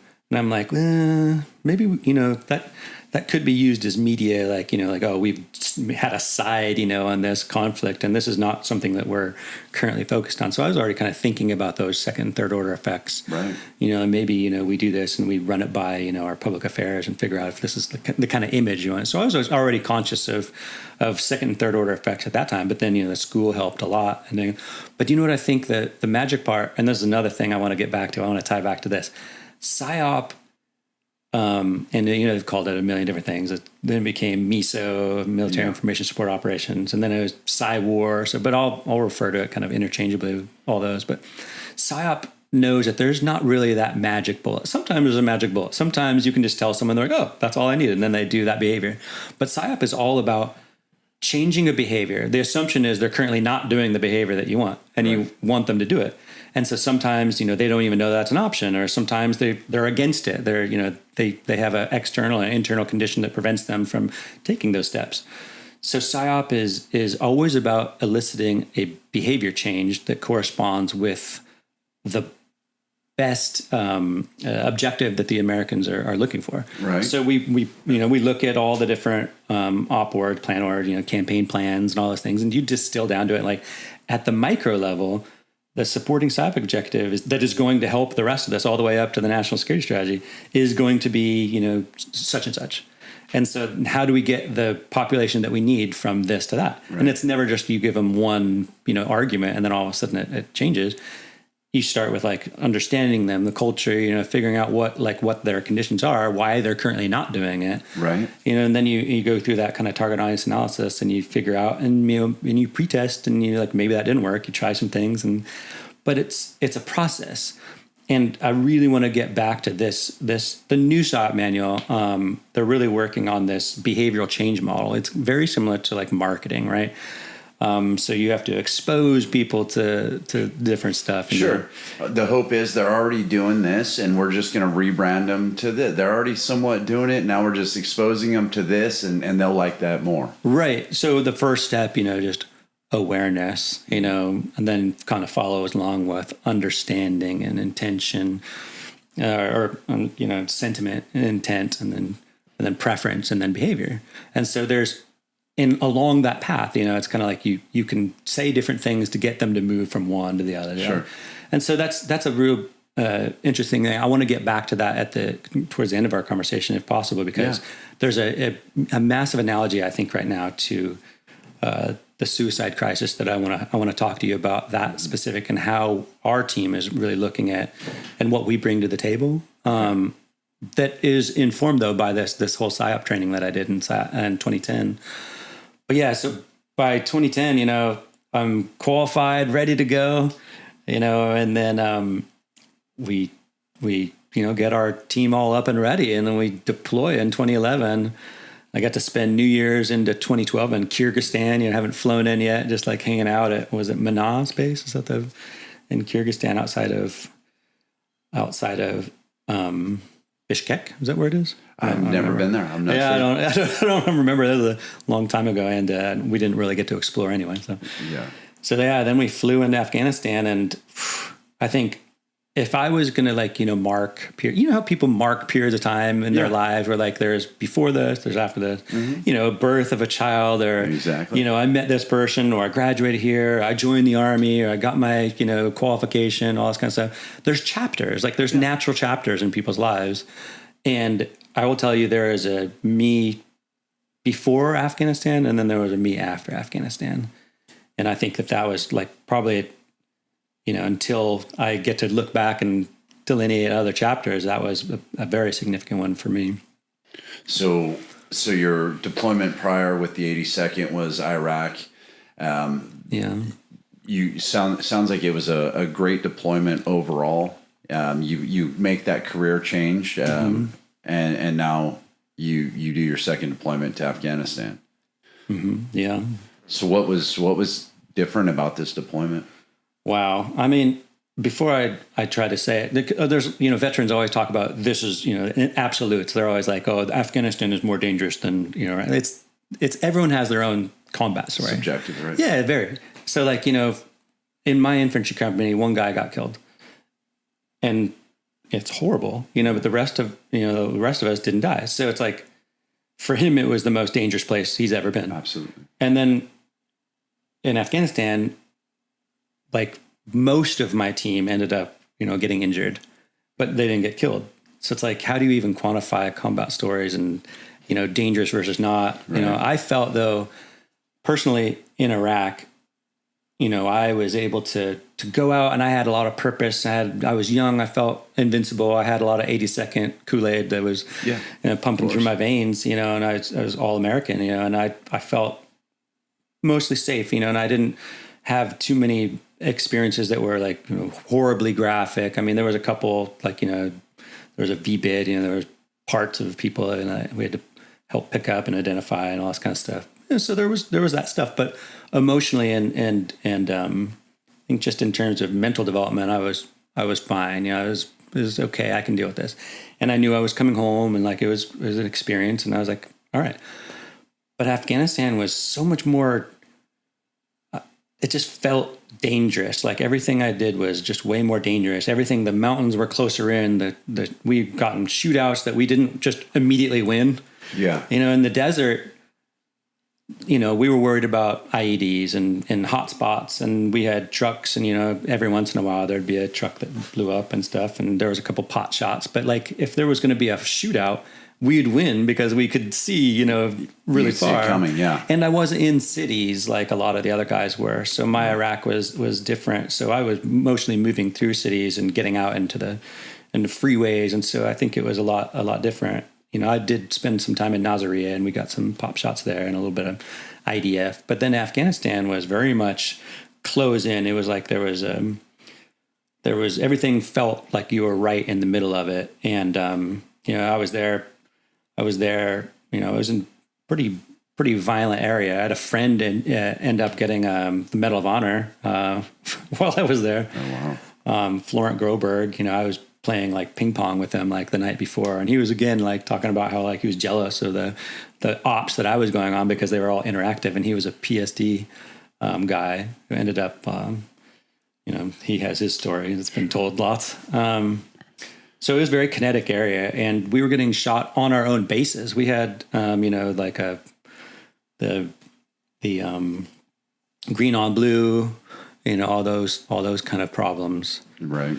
That was happening. Getting a lot of rockets and mortars as well. Oh yeah. We were, God, this is a story. If you want to hear a story, this is nuts. I had this one sergeant who was in charge of one of my PSYOP teams, and he was time for him to rotate out. He became E7, so he was going to take like an entire team, not just a section. And I'm like, well, who do I want to get? So the company commander calls me up and he's like, here's the bench, like pick right. one of these guys. And I'm like, oh, I want, this guy. And he's like, okay, perfect. That's a great guy. And so dude flies out, he comes to Jalalabad, and I'm just like, hey, this is what, I want, this is my vision. This is all this kind of stuff. And he's like, yeah, okay, I got it. And so then he flies out north to go meet his team. And almost like an hour later, like they're just like, oh, he's coming back. And I'm like, what happened? They're like, he got hit by a rocket.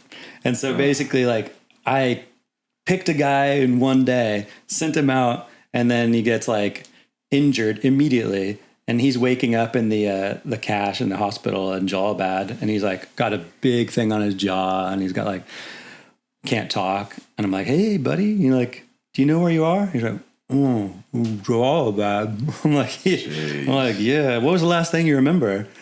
And he's like, I was taking a shit. And I'm like, what? And the doctor's like, called it. He's like, what do you mean? And the doctor's like, oh, well, he had holes in his legs, but not in his pants. So we figured he was in the, so he had walked out and the rocket hit and like peppered his leg and one broke his jaw. Same like Jake Paul kind of injury, like hit here and broke, both sides broke kind of thing. And so then I'm there in the hospital with him, and this doctor is like, oh, nowadays, you know, just to get ahead of social media, we have a sat phone here. We're going to call a family. And so his next of kin number is kind of listed there. And so then this doctor did what I think is a terrible job, because they call up and they're like, yeah, no, your husband's been in an accident. Yeah. And they're not saying like, is he alive? Is he like, you know, mangled, all this different kind of stuff. And I'm like, hey, can I talk to whoever this is? And they're like, here. And so then I'm like, hey, you know, this is his detachment commander, you know, Matt David. And this lady was like, oh my God, I'm his wife. You know, I'm like, don't worry, you know, he's going to have some holes and it's going to be a cool scar on his like chin. It's not bad or anything. She's like, oh my God, no one was telling me anything. I thought he was burned, you know, like, and he's going to come back, all this crazy stuff. And I'm like, yeah, no, he's going to be fine. And she's like, tell him I'm in the hospital too. And I'm like, oh God. And like, what is it? And she's like, tell him it's a boy. Oh, my and I'm God. like, oh, yeah, man. Like, you know, so it's like, I basically, just because this guy is promoted, I pick someone else, you know, not randomly. He's a good sergeant. So I pick him up. He comes over, gets hit, and then all of a sudden I'm having this conversation with him. I'm like, yeah. Wow. So there's those kind of pieces. But then ourselves, you know, we were running around the base, you know, and there was someone that was all of a sudden like, you know, turned, you know, they had kidnapped the guy's family. It was an Afghan security personnel. And then he started, you know, trying to engage us and all that kind of stuff. And then I went out to the Pesh Valley too, right kind of underneath where the Quarangal and Restrepo kind of feeds into that kind of ancillary. Yeah, that was right there too. Yeah. And I was out there, and we had, you know, a bunch of shootouts and stuff like that. And there was an IDF that was hitting all over the place. Yeah. We hit the building next to us, and you know, all those, you know, those stories. You know, they kind of. But like I said, Afghanistan felt very much more kinetic. And like anything could happen. Yeah. And it was like, there was people getting killed that I knew, you know, I knew the guy in Iraq, like I knew him really well, and I still keep in touch with his family. He was my driver. He was my Humvee driver for a while. But then in Afghanistan, there was like the gym buddies, you know, the guys in the gym were getting killed. And then like we had an event, you know, that killed like most, you know, but like 6 or 7 of the brigade staff, of which I'm, you know, one on the brigade staff as the PSYOP detachment commander. And so there's just empty chairs showing up. So it was a lot, you know, different. You know, there was a real kind of, you know, when you walked by the mortuary affairs building, you know, on the runway, you know, you're like kind of looking at it like it's a, you know, I don't want to, am I going to be there next? You know, so it was very much you know, visceral reactions to these things.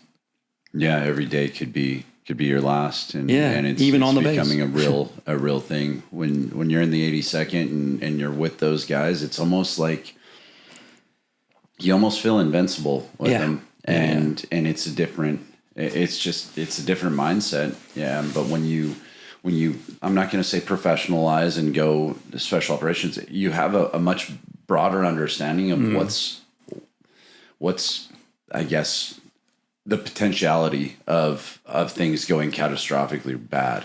Yeah. And I don't think I realized that when I was in the 82nd so much, because we were invincible, you know, we were the guys. And now you're seeing it and you're living it. And like you said, those empty chairs are speaking to you. Yeah. You really hit on that, right? That because and you need this. The military needs, you know, the HUA, the URA, the Marines, the 82nd. You need that. It's a younger generation. Like they're always a little bit younger. You know, the special ops community then kind of graduates or matriculates to, like, you know, from those groups, and so it becomes like a different mental, you know, challenge and game. But that's not to say, you know, they are, you know, premier division. Like, and we need those guys. We need Marines. We need the 82nd for all those special, like, hard, difficult missions where that mentality really makes the difference between winning and losing. You know, it's like, it's great. But you're right, though. So all of a sudden you go to special operations. Now I have a 12-man team.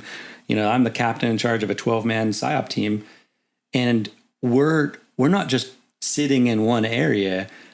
I'm flying around with my team to go on all of the missions that are, you know, we're not just sitting in an area. We're now, if there's a named operation, we're going to go to it because you're the main effort. Yeah, because we're part of it. Yeah, we're engaged. You know, and we're part of the whole process. Yeah, and you know, not to touch too deeply in it, but I also had like the special projects in my portfolio. So when they were doing operations, you know, like if you want to add the special project, then ACCMs, you know, then I go. And so I was very much, you know, all over the map in the N2KL area, Nangar and Kunar and Nurstan and Logman Pros. Like, but every time there was an operation where, you know, there was going to be something that was going to be needed and layered and effects, you know, needed, then I would be there and my team, you know, would travel and all that kind of stuff. So it was very much more of a, you know, every day was a little bit more active, I would say, than it was for me when I was in the infantry in the 82nd. How long of a trip was this? My Afghan deployment? Yeah. Oh, I was there 12 months. It was a 12-month tour as well. Yeah. So I went to go support, originally it was, they were on like a brigade rotation. I think it was 101st, 25th, and 4th of the 4th. So they would like do 1 year. And so I kind of like, I showed up and I was a reserve PSYOP, you know, detachment commander. So I had my own UIC. So I was like on a independent deployment kind of from them. So I bridged a little bit of the 25th and kind of learned the ropes. Yeah. Which was actually really nice because I could see kind of like how best to be utilized. Yeah. I mean, you get that freedom of movement being that 10-man team and being able to, or 12-man team, being able to roll around in between the 4 units that are rotating. And you are in a lot of cases, the continuity between those 100%. Commands, you know, we were the continuity. And then the things that, so when I first got there and they're like, oh, you guys never go out on this kind of stuff. And then I'm like, oh, we should be. So then when the next unit came in, I was like, we always go on that. And they're just like, oh, okay, sounds good. Absolutely. So we really injected ourselves like really well, doing like crazy fun things. And that was basically the end of my like real solid tactical time, right? You know, I think it is for everyone in terms, you know, in officer progression, it's like your captain time is once you make major, it's over. But it was, I think Afghanistan was one of those, I had to grow up. Like I had to face a lot of different things, like just mortality, and then growing up and getting a little older, just the maturity and like being unsure how the outcomes were going to be. Well, the levels of stress that now you're under, being in charge of those 12 men, their fate is in your hands. Wherever they go is your decision. And so there's a level of stress that you carry when that's the case, right? And you're there. And are you ready for it? Are you ready to carry that burden? It doesn't matter. You're there. You're doing 100%. It. And they were getting hurt too. And my guys we had probably the highest, you know, Purple Heart, you know, percentage per any PSYOP detachment in theater. Like it was just one after the other after that. I was like, and I'm sure you got more done than, you know, to date than any other PSYOPs teams as well. Right? I hope, you know, you can only hope. You know, I didn't get to evaluate everyone, but I'd like to think that we made like a big dent, you know, or, you know, we progressed or we pushed, you know, some group of people like further towards, you know, a better reality. You know, we all know what happened to Afghanistan later. Yeah. But, you know, you'd like to think that in the moment what we did matters. Yeah. But I mean, you do have to think about that stuff, right? So it's like, was this person's injury, was this person's death, you know, did it ultimately achieve something? Like, well, what was the spirit of that? You know, what was the attempt? Like, what were they doing? There's so many different layers. And I think it's lazy to think, you know, this didn't work out, therefore none of it mattered. Right. You know, there's a lot of things that, you know, that still have gravity, that still have meaning, that have a lot of, you know, we respect all these people, you know, but obviously they'd love to, not have gone through something horrific, and come out the other end. But we also want to advance, all of the good things about society and culture and the rule of law and make the world a better place for our children and everything. That's right. Yeah, that's absolutely right. So leaving that deployment, did you know that you were a different person leaving Afghanistan when you arrived? Yeah, definitely. I think when I got there, even just pictures, when I got there and when I came back, you could see there was I was a different person. Like it's weird. I don't even know how else to describe it, but I remember there was a point I was waiting for a helicopter because I got to fly around and, it was cool. Like my job allowed me, I'm like, I want to go, to this place. And so I'd have to wait for the helicopters come pick you up and everything. I remember thinking, I'm like, at this moment, I'm sitting here waiting for this helicopter. I'm going to remember this moment for the rest of my life because I'm doing something that's a really big deal. And this is going to be over. Yeah. Whether it's over tomorrow for me or if it's, decades later, I'm going to look back and this was going to be a significant time. I remember thinking that spot at that time. And it sure as hell was. It was a very significant thing. And it's a combination of so many different things, both psychological and physical. I had this great friend out there. He was the 4-4 PAO, Chris Thomas. Okay. And me and him were talking about what we're going to do after we get home, what we're going to do when we get back. And I struggle with weight, so I was a little chunky when I showed up to Afghanistan. And then I'm like, man, I really got to and I think maybe going to the gym and working out with all my friends and stuff and gave me some impetus, to really get started. And I was single. I came out of a big relationship right before. So I was like, oh man, I've got no one at home. I'm going to go home and then I have to start a life. And now I'm going to be 32, 33 when I get home and everyone's all married and stuff. And I'm coming back from this crazy deployment. So I'm like, I want to get in shape. I want to get deployment shape. And so I started working out really hard. And Chris and I were talking about, hey, you want to go climb mountains when we come back? And I'm like, hell yeah, I want to climb mountains. That's, and he brought up a mountain that I'm everyone's never ready for it. And he's like, I want to climb Denali. I want to climb Mount McKinley when we get back. And I'm like, ooh. Now those are what, 14, 15? Mount McKinley, Mount Denali, it's both names. Most people call it Denali. It's at 20,320 feet, and it's in Alaska. It's the tallest mountain in North America. Okay. I am not a mountain climber, so my apologies on that. I'm just assuming if you guys are going into mountain climbing, you're going to start at around 14, 15. Yeah, normally, yeah. But I had already climbed. So after I came back from Iraq, I had gone and climbed Mount Rainier, which is in Washington, and that's 14,000 feet. So I had some experience, using the ice axe and I'd climbed Kilimanjaro when I was in college in England. And so, when we get into the whole mountaineering thing, I want to talk about how that really feels and why it's such an amazing hobby and, a passion because of all the different physiological aspects. But it's, it's a great goal. It's the top of the mountain is the goal, right? And, but while I was in Afghanistan, I was talking to Chris and he was just like, I want to climb Denali. And I'm like, that's a huge step to go from a 14,000 foot mountain to all of a sudden one of the most difficult mountains in the world. There are a group of people, not that many, but they're like, oh yeah, it's harder than Everest.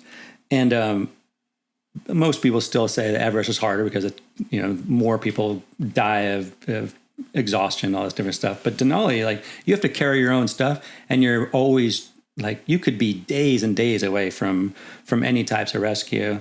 And so it's very much and you have to carry all the stuff you're going to have the entire time. And so it's sometimes, and cold, it's super cold. The ice just, from your breath becomes little icicles on the top of your tent. You hit the edge and all of a sudden it comes down, hits you in the face. It's kind of rough.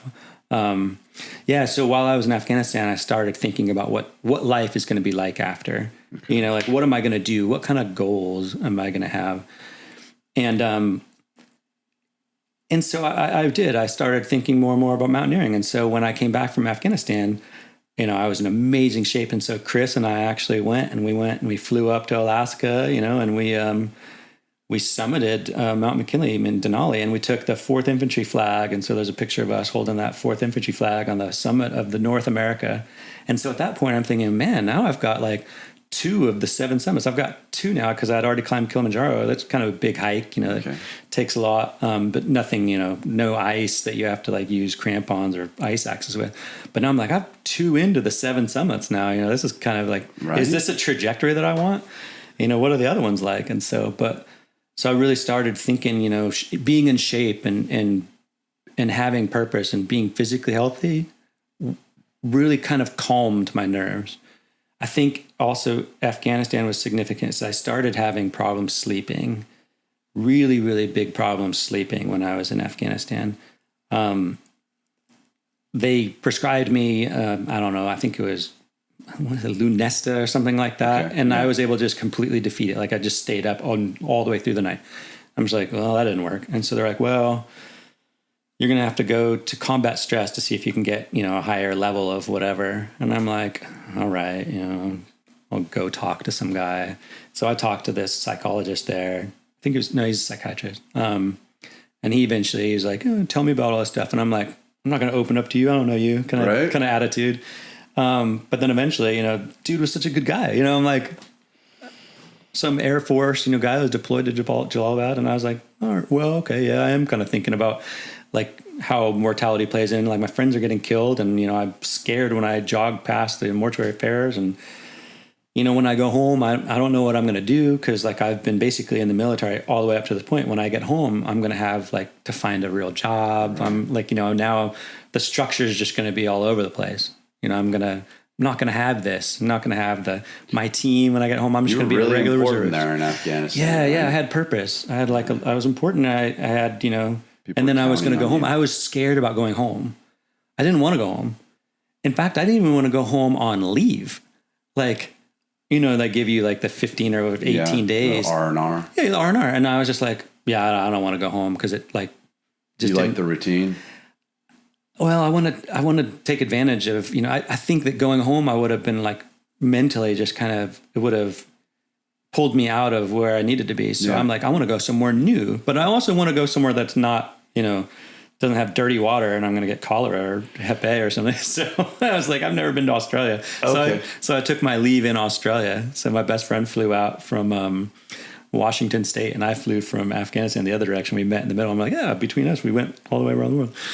And so we just had the coolest time. We got went mud bogging in, with a snorkel, Jeep, in Kakadu National Park, and then, and bungee jumping and cans and scuba diving in the Great Barrier Reef. Like it was such a great R&R. Nice. Yeah. So that's important, I think, because I want to get back to that too. Because for veterans, I can't recommend scuba diving and mountaineering. And I want to get back to those eventually, definitely. Because like scuba diving and mountaineering, and I think the explanation of why they're so good for us. But I think I'm tracking. But you know where I'm going to go with that. Yeah, I'm interested though. Okay. Yeah. So I came back to Afghanistan, and then, by the time it was time to leave, I'm like, I don't want to go. I want to stay here, because I was really nervous about going home, and I was taking Ambien at this point to go to sleep, and it's a hell of a drug, man. It's like it's habit forming, and it's tough, and then all of a sudden you kind of need it to go to sleep. And they were just giving it to me like candy in Jalalabad, and they changed out psychiatrists, and I had to form new relationships with I'm like, hey, I'm here just because I can't sleep. I don't need to describe all these, things and, stress, sure, I've got stress, but no more than anyone else. I just have a problem sleeping. I would stay up all night sometimes just worrying about like different various things. And, my grandma was getting old at that time, and I was thinking like, I'm only going to have, a year or two left, with her. And I guess just the finality, I was getting reminded that there, the mortality of everything. And I don't even have a relationship. And I knew I wanted kids, but that wasn't on the horizon. So there's a lot of unknowns. And so that chapter was very much a growing up period. Mentally, I matured a lot. And it marked the end and beginning of a chapter. Okay. So there was everything up until that, and then there was everything after that. Nice. Okay. So I think it's a good time to take a quick break. And then when we get back in here, we'll go right into, what that next chapter looked like, and was there any kind of transition from, because you're still reserve, but you're deployed, so you're active, and you'd been active for a multitude of years leading up into that, and now everything is gonna. So as I try to understand, the reserve, and really that. The whole time you're going through the pipeline, you're basically active duty. You're not up until you don't have a second job. You're not a weekend warrior. You're doing the job full time, and then you do the deployment, year-long deployment, same thing. So for a good couple of years, you were active duty, and now you're about ready to go back home. Yep. And like you were saying, you don't have a significant other, and you're trying to figure out what life's going to look like for you. Even do, yeah. Okay, so that's a tough spot. It definitely is. And when you were leaving Afghanistan, being in the reserves, the medical care that you get while you're deployed, it's the same thing that we all get, right? We're all seeing kind of the same doctors, whoever's there on the bases, and if you get hurt, you're getting evac the same way. But once we return and we get back to our home station, and we go through our kind of reverse SRP, the deployment cycle is when we come back, and you go through and you talk to the doctors, and they kind of check off on everything. How was that for you?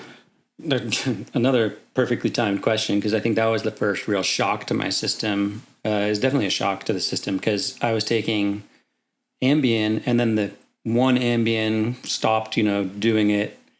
And, I told him, like, hey, and he's like, oh, your dose must be 2 Ambien. Yep. And so I'm like, okay, what do I know? So I take 2 Ambien to go to sleep, and I'm like, they're starting to run through like the whole stock of Ambien at the time. And so when I get back to the SRP and whatever that's called, they're just like, okay, we're just going to give you no more of that, just Benadryl now. I'm like, what? Like, you're just going to cut me off cold turkey? I'm like, it turns out that's really bad for you. Like, like as soon like the day I get back from Afghanistan, like I go, to the medic, and they're like, oh, it says you've been taking this. We're not going to continue that. I'm like, damn, that's cold. Yeah, that's cold. That's mean. And it was, of course, like just my heart starts racing fast, and I'm all like, get sweaty, like shake a little bit. And I'm like, this is classic withdrawal. Yeah. I'm like, this isn't good. This is really bad. Like, you definitely shouldn't do that. Like, they need to understand, they of all people need to understand that messing with, meds and not tapering, all these kind of things is extraordinarily dangerous, especially when you're coming off of a, emotionally taxing kind of event, right? You all of a sudden you have all this purpose, and then you're flying home, and yeah, it's great because you're coming home and you get to see family and you start the next chapter. So there's some optimism, but if you're messing around with people's brain chemistry, at the same time they're going through all this, there's, that's a recipe for things that can't always be good. Right? Yeah, no, 100%. And that's kind of, and that leads me to a lot of the stuff that I'm working on right now. I'm really, I'm cognizant, and I want to bring more awareness to SSRIs and benzodiazepines, that class of drugs. Because shortly after, I ended up just starting to take it's like drugs like citalopram and Xanax and venlafaxine and some of these other drugs that are meant to like mood and keep anxiety down. Because when I came home from Afghanistan, I was okay for a while, and I didn't need the Ambien, but then there would be like, some stressor in life, and then I would be like not able to sleep, and then I'd need to go to the doctor, and eventually, they were like, well, let's put you on this and this and try out these different drugs and see how they work. And so I think that there needs to be a lot more understanding of those classes of drugs and what they do, especially with veterans and the kind of like the different traumas and the different the pitfalls of what they're going through in daily life and what that kind of means.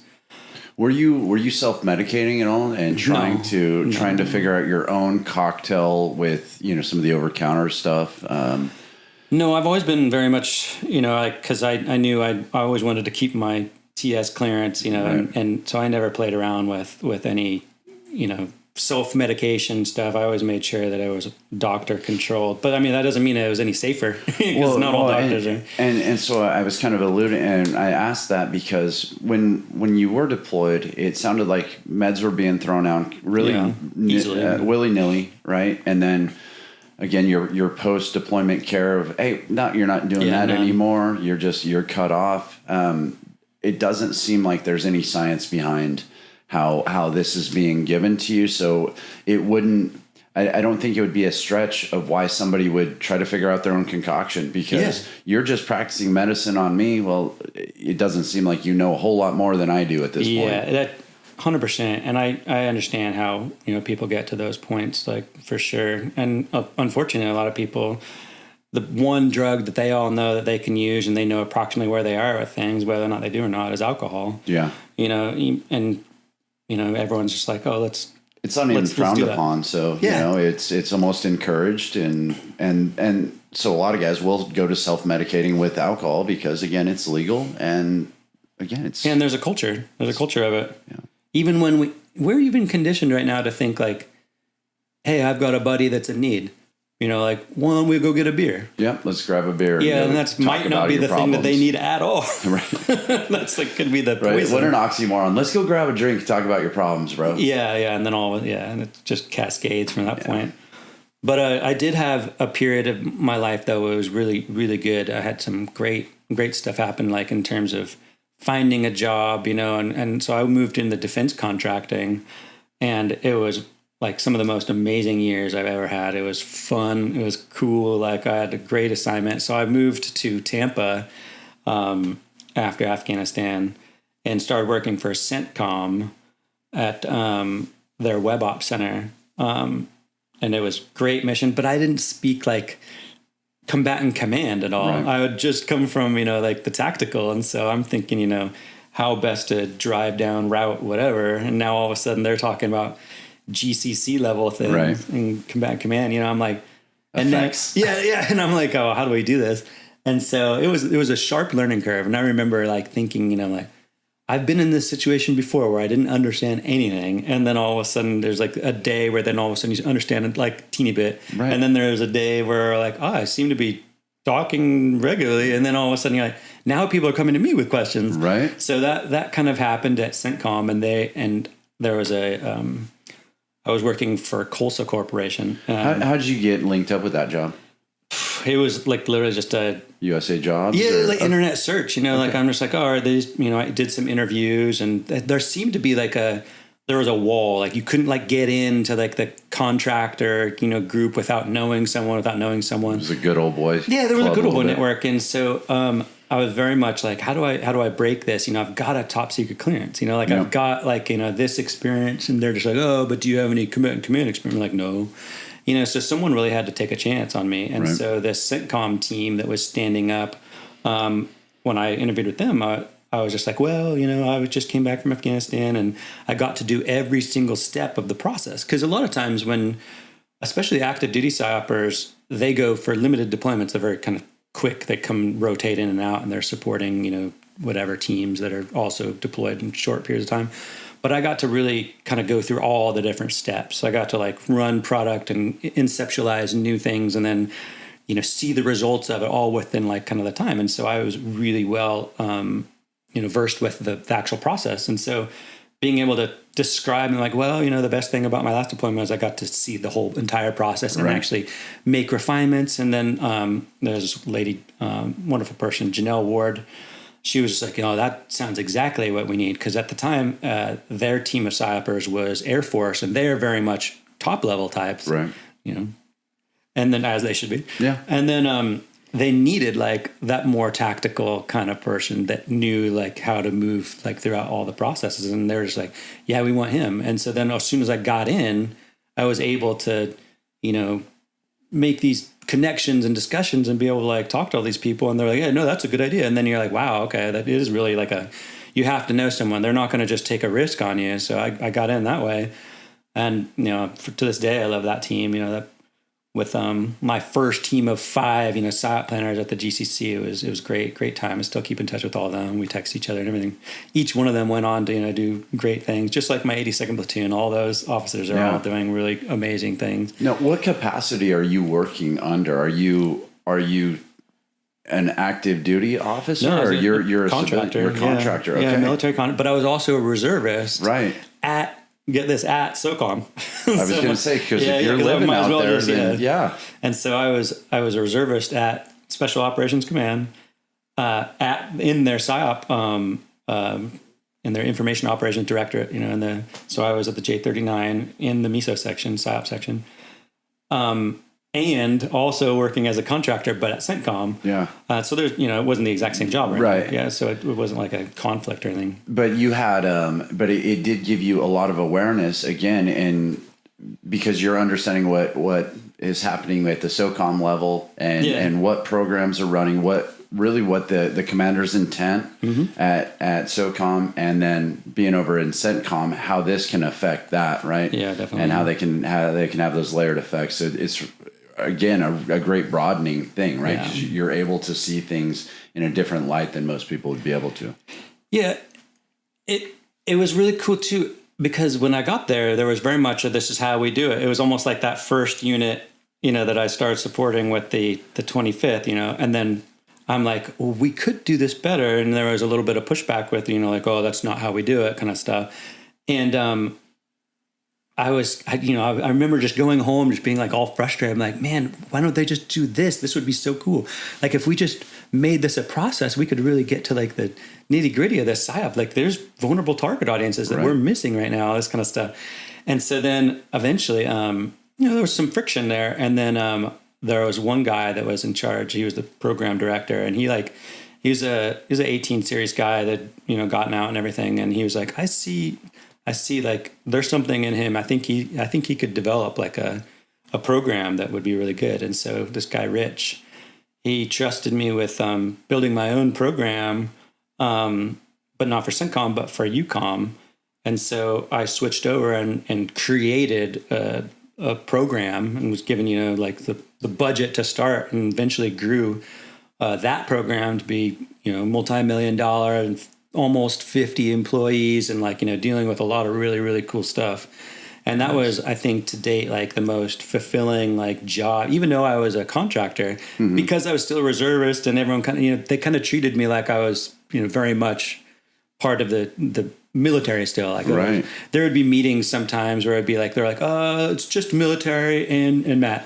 Right. Because they're like, he speaks the language and everything, and he's, on the cutting edge of these things. And so we were, I got to design this program, this project. And then I started traveling over to Europe like every month. I built up a crap ton of sky miles.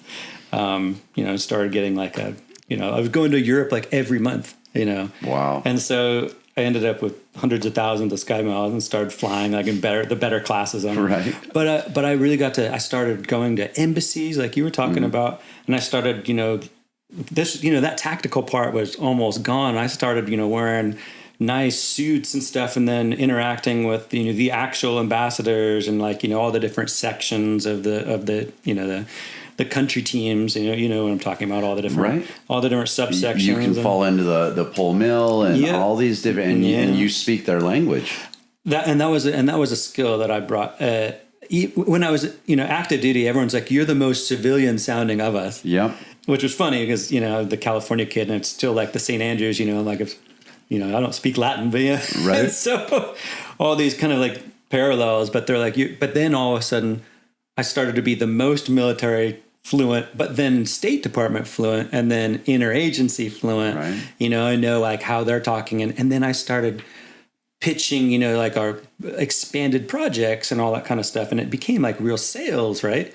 And I would align, all of our different goals, and then write out these country, this is the PSYOP plan that we really need to be doing here. And then try to build a team of a community of interest. And then everyone, had their they're yes or no. Some people are gung ho, some are not. And so managing all that. So I got this amazing amount of experience doing that, like just building. And so it started to build momentum. Right. And then I came back to SOCOM. And then because my program was starting to get a lot of interest and eyes on, you're like, oh, this is a new thing. And they started highlighting it.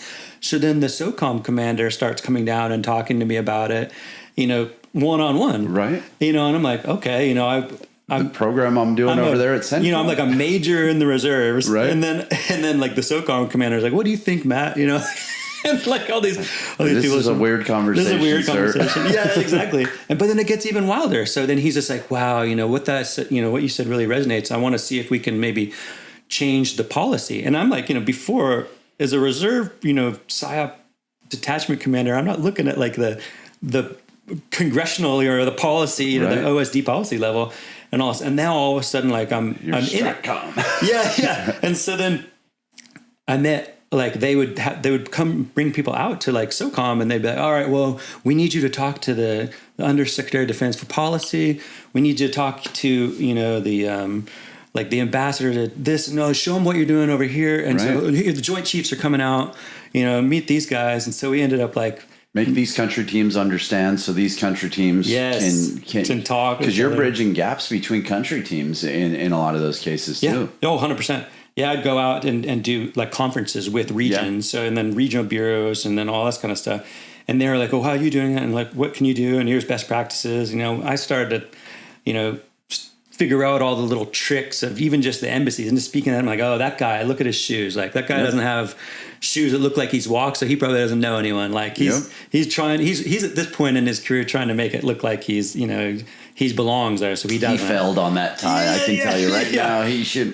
The guy, that guy, he's probably part of the agency crew because he has this. See the guy with the bow tie? Go talk to him. That dude's cool. He hangs out in Pole Mill, and he's like. Yeah, and so there was all these, that level, but then I would get to do, I got to do a teeny bit of tactical things that was still part of, our DNA. Like we could never really give it up. But I was also, then I'd be talking to senators, like actual U.S. senators would come and like ask me like my opinion on like things.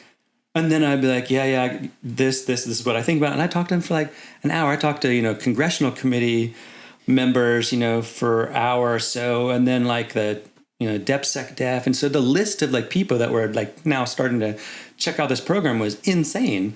And then, all the Pentagon types, looking at programs and whether or not going to keep them. And they're like, hey, Matt, you need to like talk to these guys and show them like the benefit and the laurels of what we're working on, how it can be.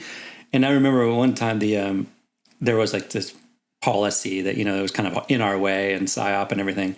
And, the SOCOM commander is like, well, let's talk to ASD Soluk about changing it. And I'm like, well, that's, I'm a contractor, like I can tell you the hiccups, but, I don't think it's my prerogative. He's like, no, just tell him what you told me. I'm like, all right, And so then I get, I talked to ASD Soluk, and then he's like, oh, I got to call my boss, I'm like, who's your boss? So just like roll. And then all of a sudden, like within a couple of weeks, there's like a policy like sent down that changes, all how we actually have to do things across like PSYOP across the entire Department of Defense, now Department of War. And so it's like, this is the level that I'm like, I'm, all You're over the place. Policy. You're affecting change. Policy. Yeah. I'd fly up to DC and then go do the routes and work with everyone. And that was amazing. But at the same time, I have to say like everything good comes with the bad, it's like, I was still having problems sleeping occasionally, and not everything was perfect. I'd come home from Afghanistan, and I got married, but then all of that traveling and all this kind of stuff, and the different trajectories, kind of like that, kind of fell apart. Like, we eventually separated after me 3 years going this direction, and she was very much, not falling into the Tampa lifestyle. She didn't know enough people and didn't have a friend group and other thing. And she came out for you, and then you were gone. Yeah, and I was gone, and and everyone has, and they struggle with their demons and whatnot, and she needed a bigger network, and I wasn't there to provide it, and so we inevitably split eventually. I want to talk about the those are the highs, right? But there's also the lows. Eventually, having those problems sleeping and whatnot, I went to the doctor and they're just like, well, let's put you on some anti-anxiety pills and stuff like that we can like regulate. So SSRIs and benzodiazepines, I started taking like a citralopram like every day. I don't know all the different names for them. But they're, it's easy to look up. We can post those later if we need to show like which ones are which. And I think Zoloft is a part of that group. And so, I took those, but it take weeks and weeks to like actually know that there's anything going on. Right. It's got to build up in your system. Kind of like when we used to take creatine, right? And you had to do like your loading phase before it's regulated in your system. Before it's regulated. So I was thinking things were great. I had the divorce and everything. That was bad. But I took a command of a company. So majors take command in the reserves of PSYOP units, and it's the same for detachment. Companies in it's just like SF. Yeah, it's like the majors have the company commands. Okay. So I took a company command of an airborne unit, and so I hadn't jumped in a while. So I'm like, oh, all right. I don't think I've jumped since I was back in the 82nd. So I can't make it look like I don't know what I'm doing. Sure. Even though it's a brand new chute, it's like upgraded to like whatever the next one was. And I'm like, oh, I gotta jump again. And so I had my first jump back, and it was awesome. Just love it. Always love jumping. There's that like part, when you're in the plane or the helicopter or whatever, and you're just like, people are nervous. No one is. You're lying to yourself if you're not. You have some kind of level of anxiety about like going out that door. Oh yeah. And I'm like, as soon as you jump out the door and you kind of feel that pressure and everything, and it's working just fine, you're like, hell yeah, I love this. Good. Yeah, I love this. This is such a cool feeling. I remember graduating Airborne school, just one caveat back, just about us as paratroopers in general, though, it comes to identity. It's like when I went through Airborne school, it was the era when everyone's going to Iraq and everyone's having to learn CQB because we were going to go kick down a door kind of thing. Everyone's going to be a door kicker. Yeah. And so there was this guy that was speaking at the end of Airborne school, and he's like, all right, so you guys just graduated. So do you want to go to Iraq right now with someone who is enlisted, so they only chose once. They volunteered once, and now you're with this guy. Right. Or do you want to go to Iraq and kick down a door with someone who's volunteered not once, but twice and become a paratrooper, and they're used to going through the door where they don't know what's on the other side? And there's like, you jump through that door, you don't know what's going on. So you want to go kick down a door and be in a unit like that has that guy, that's only deployed once and maybe regrets it, right. Or twice that's used to jumping through that unknown door. And everyone's like, duh, like I want to be with the paratrooper. With the double volunteer. Yeah. Twice at least. Right. More the merrier. And so, that was very much a thing. So I became like a paratrooper again at like 40. And so I start jumping again and everything. And then, I have my contractor career is going well, and my reserve career is well, and I'm well known. I get to influence all this stuff. And then I have this jump that was supposed to be a day jump. And, those timelines just start slipping. Right. And then I'm like, ooh, I haven't done a night jump since I was a lot younger. And I never liked them anyway. Because I was one of those. You can't see anything. And I was always one of those bad jumpers that would look at the ground. You're supposed to you have it surprise you, right? You're supposed to keep your eyes on the horizon, right? I found it a lot easier. I don't know why, but sometimes people do the wrong thing, and I always found it a little bit easier to know when I was going to hit, so I could get the right body position, and everything, get the right PLF, and parachute landing, fall on the right, everything. And I wasn't really, punished by any of that. I mean, I hit the back of my head once, and I was slightly concussed, I think. But on this particular jump, everything just started going oh, we're sliding, it's going to get dark soon, and the wind was picking up, and it was wet, and it was with the National Guard, helicopters and all these things, and that people have the rule of three sometimes, where three things start going wrong, right? Yeah. But no, I'm the commander of this unit, I'm first out the bird and everything, and so I'm just I don't feel good about this jump, but I'm going to have to do it anyway, kind of thing. Just suck it up. Are you the airborne commander as well? Yes, and kind of. That means something, obviously. But I was just the commander of that of my unit, but we were guest jumpers, so there was a different jump master. So whether the jump went or no, was I was canceled was not on you. That was the National Guard. Yeah, the National Guard provided most of the jump masters, and they had the airborne commander. But then I was just the stick lead and company commander of the unit jumping. Yeah, so I didn't have that responsibility. Yeah. Okay, yeah, and you know, as we talk about, it's kind of important, right? Because you're saying I'm seeing things go wrong, but did you really? Was it on you to say, "Hey, no, we're going to cank it"? No, you're there to jump. Yeah, functionally just a lead jumper out the door. Right. Okay. Yeah, and so sure enough, we go up and it's like 10 p.m. You know, so we slipped so far to the right that we were like, you know, in the middle of the night basically. Yeah. And there's cloud cover that you can't see the moon. There's no illume, and I'm like, all right, you know, it's going to be okay. I know that there's, you know, the cars are over there with their headlights or on the drop zone over there. I jump out, everything feels normal enough. And I look down, I don't see anything other than forest. I'm like, okay, don't know where that is. And I have a couple, like 2 twists, and you just pull, you know, you get out of it pretty quickly. There's nothing to worry about there. I'm gonna shoot what I thought opened pretty normally. And then I'm looking up, you know, when you're supposed to check your, you know, your risers, you count, you see if you can't see them at night anyway. So it's like, I'm not going to count that. I forgot how many you're supposed to not count already. Yeah. but I'm looking up at the parachute, and I'm just like, damn, like I see everyone else, like, and they're way above me, like way high up. And I'm like, am I just looking at the end of the stick? Or am I like really, really low? And because I'm like first out, I don't know, because you're supposed to look be the to low see. Man, yeah. I should be the low man, but then you're also supposed to look and, you know, compare your rate of descent with other jumpers. And it's night, and I'm the first, you know, so I don't know what my rate of descent is at all. And I look up and I'm like, man, those people are like twice as high, like basically compared to where I feel like that it should be. And so then I look down and I'm about to land. The jump was like, couldn't have been more than 20 seconds. Because I'm just like, something's not right. Yeah. So I'm already in the tree line when I look down, and it's only been a couple, you know, hardly any time has elapsed. And then I'm nowhere near any drop zone. It's just full on forest. So there's trees, there's broken logs. And I'm like, I didn't even have a chance to, like, you know, pick a spot or try to pull a slip, but I just instinctively just pulled one, you know, I didn't really know what to do. And then bam, hit the ground like immediately. And I barely missed this log where I would have been like back over it, you know, like kind of on this couch, you know. And so I was just like, ooh. And I knew I hit hard, but I was like, you know, I didn't go unconscious or anything. So, and like my back didn't hurt. I'm like, okay, I made it. And everyone's had, you know, tough jumps before, and you just go, damn, that's. I mean, we land hard anyway. Those parachutes are designed to get you to the ground fast. Yeah, they're not meant for you to have a lot of lift and come down real slow. But normally we might have a minute or so of descent.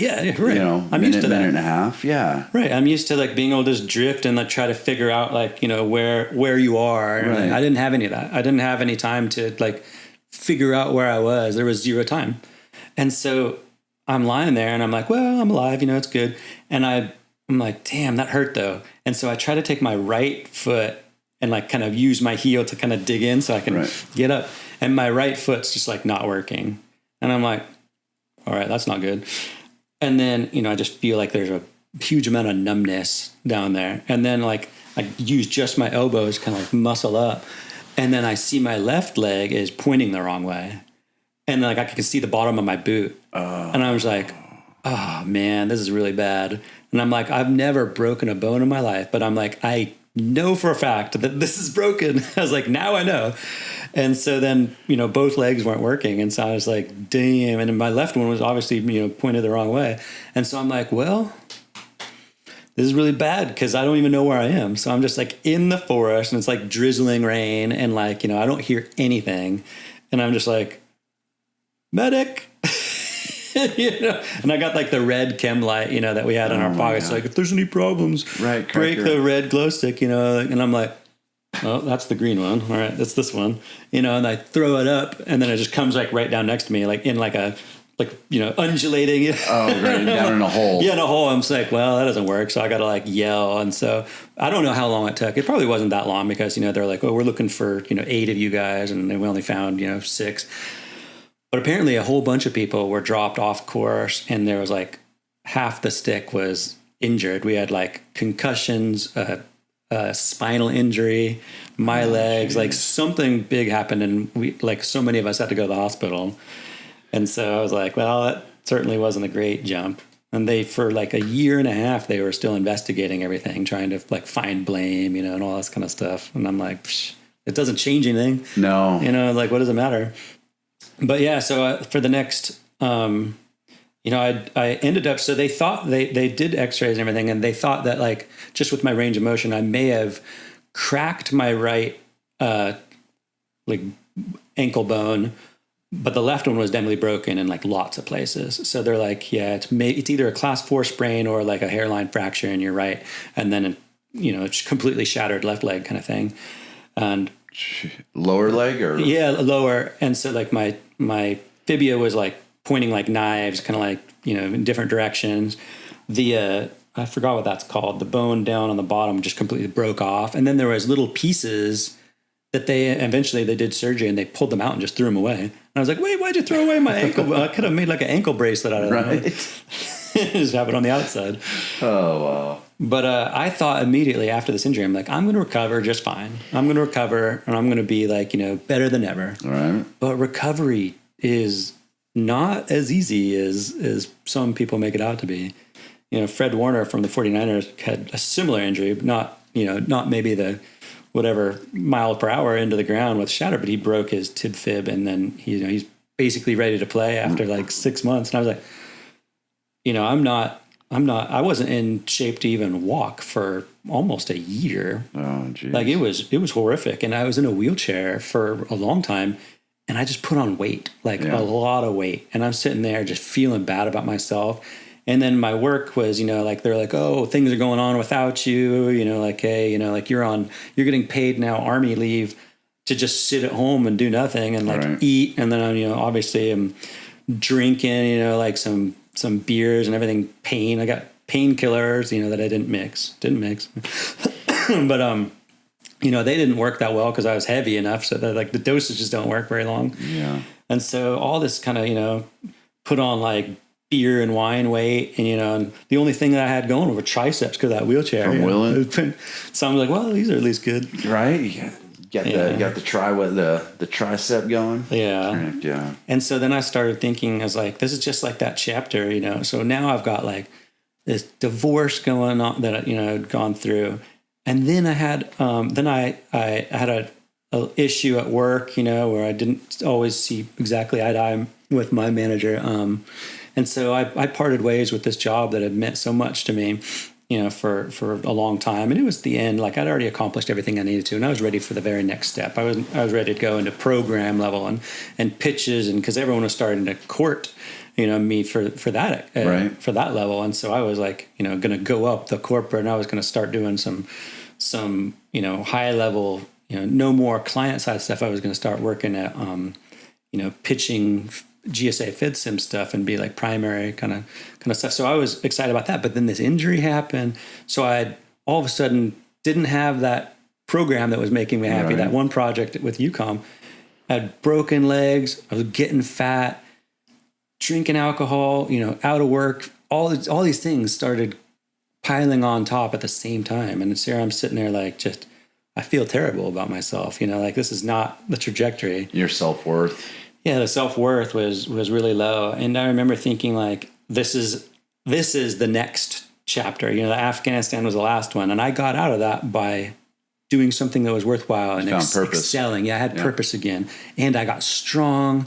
And right before I broke all that stuff, I had just, you know, used all that like my what's it called? Vacation time. I went down to Antarctica to go climbing in Antarctica, you know, and I thought that was like the coolest experience ever, you know, because I was down there with all the famous American climbers. So I got, and they were just like, hey, you should climb Everest. I'm like, oh no, I'm not ready for that kind of stuff.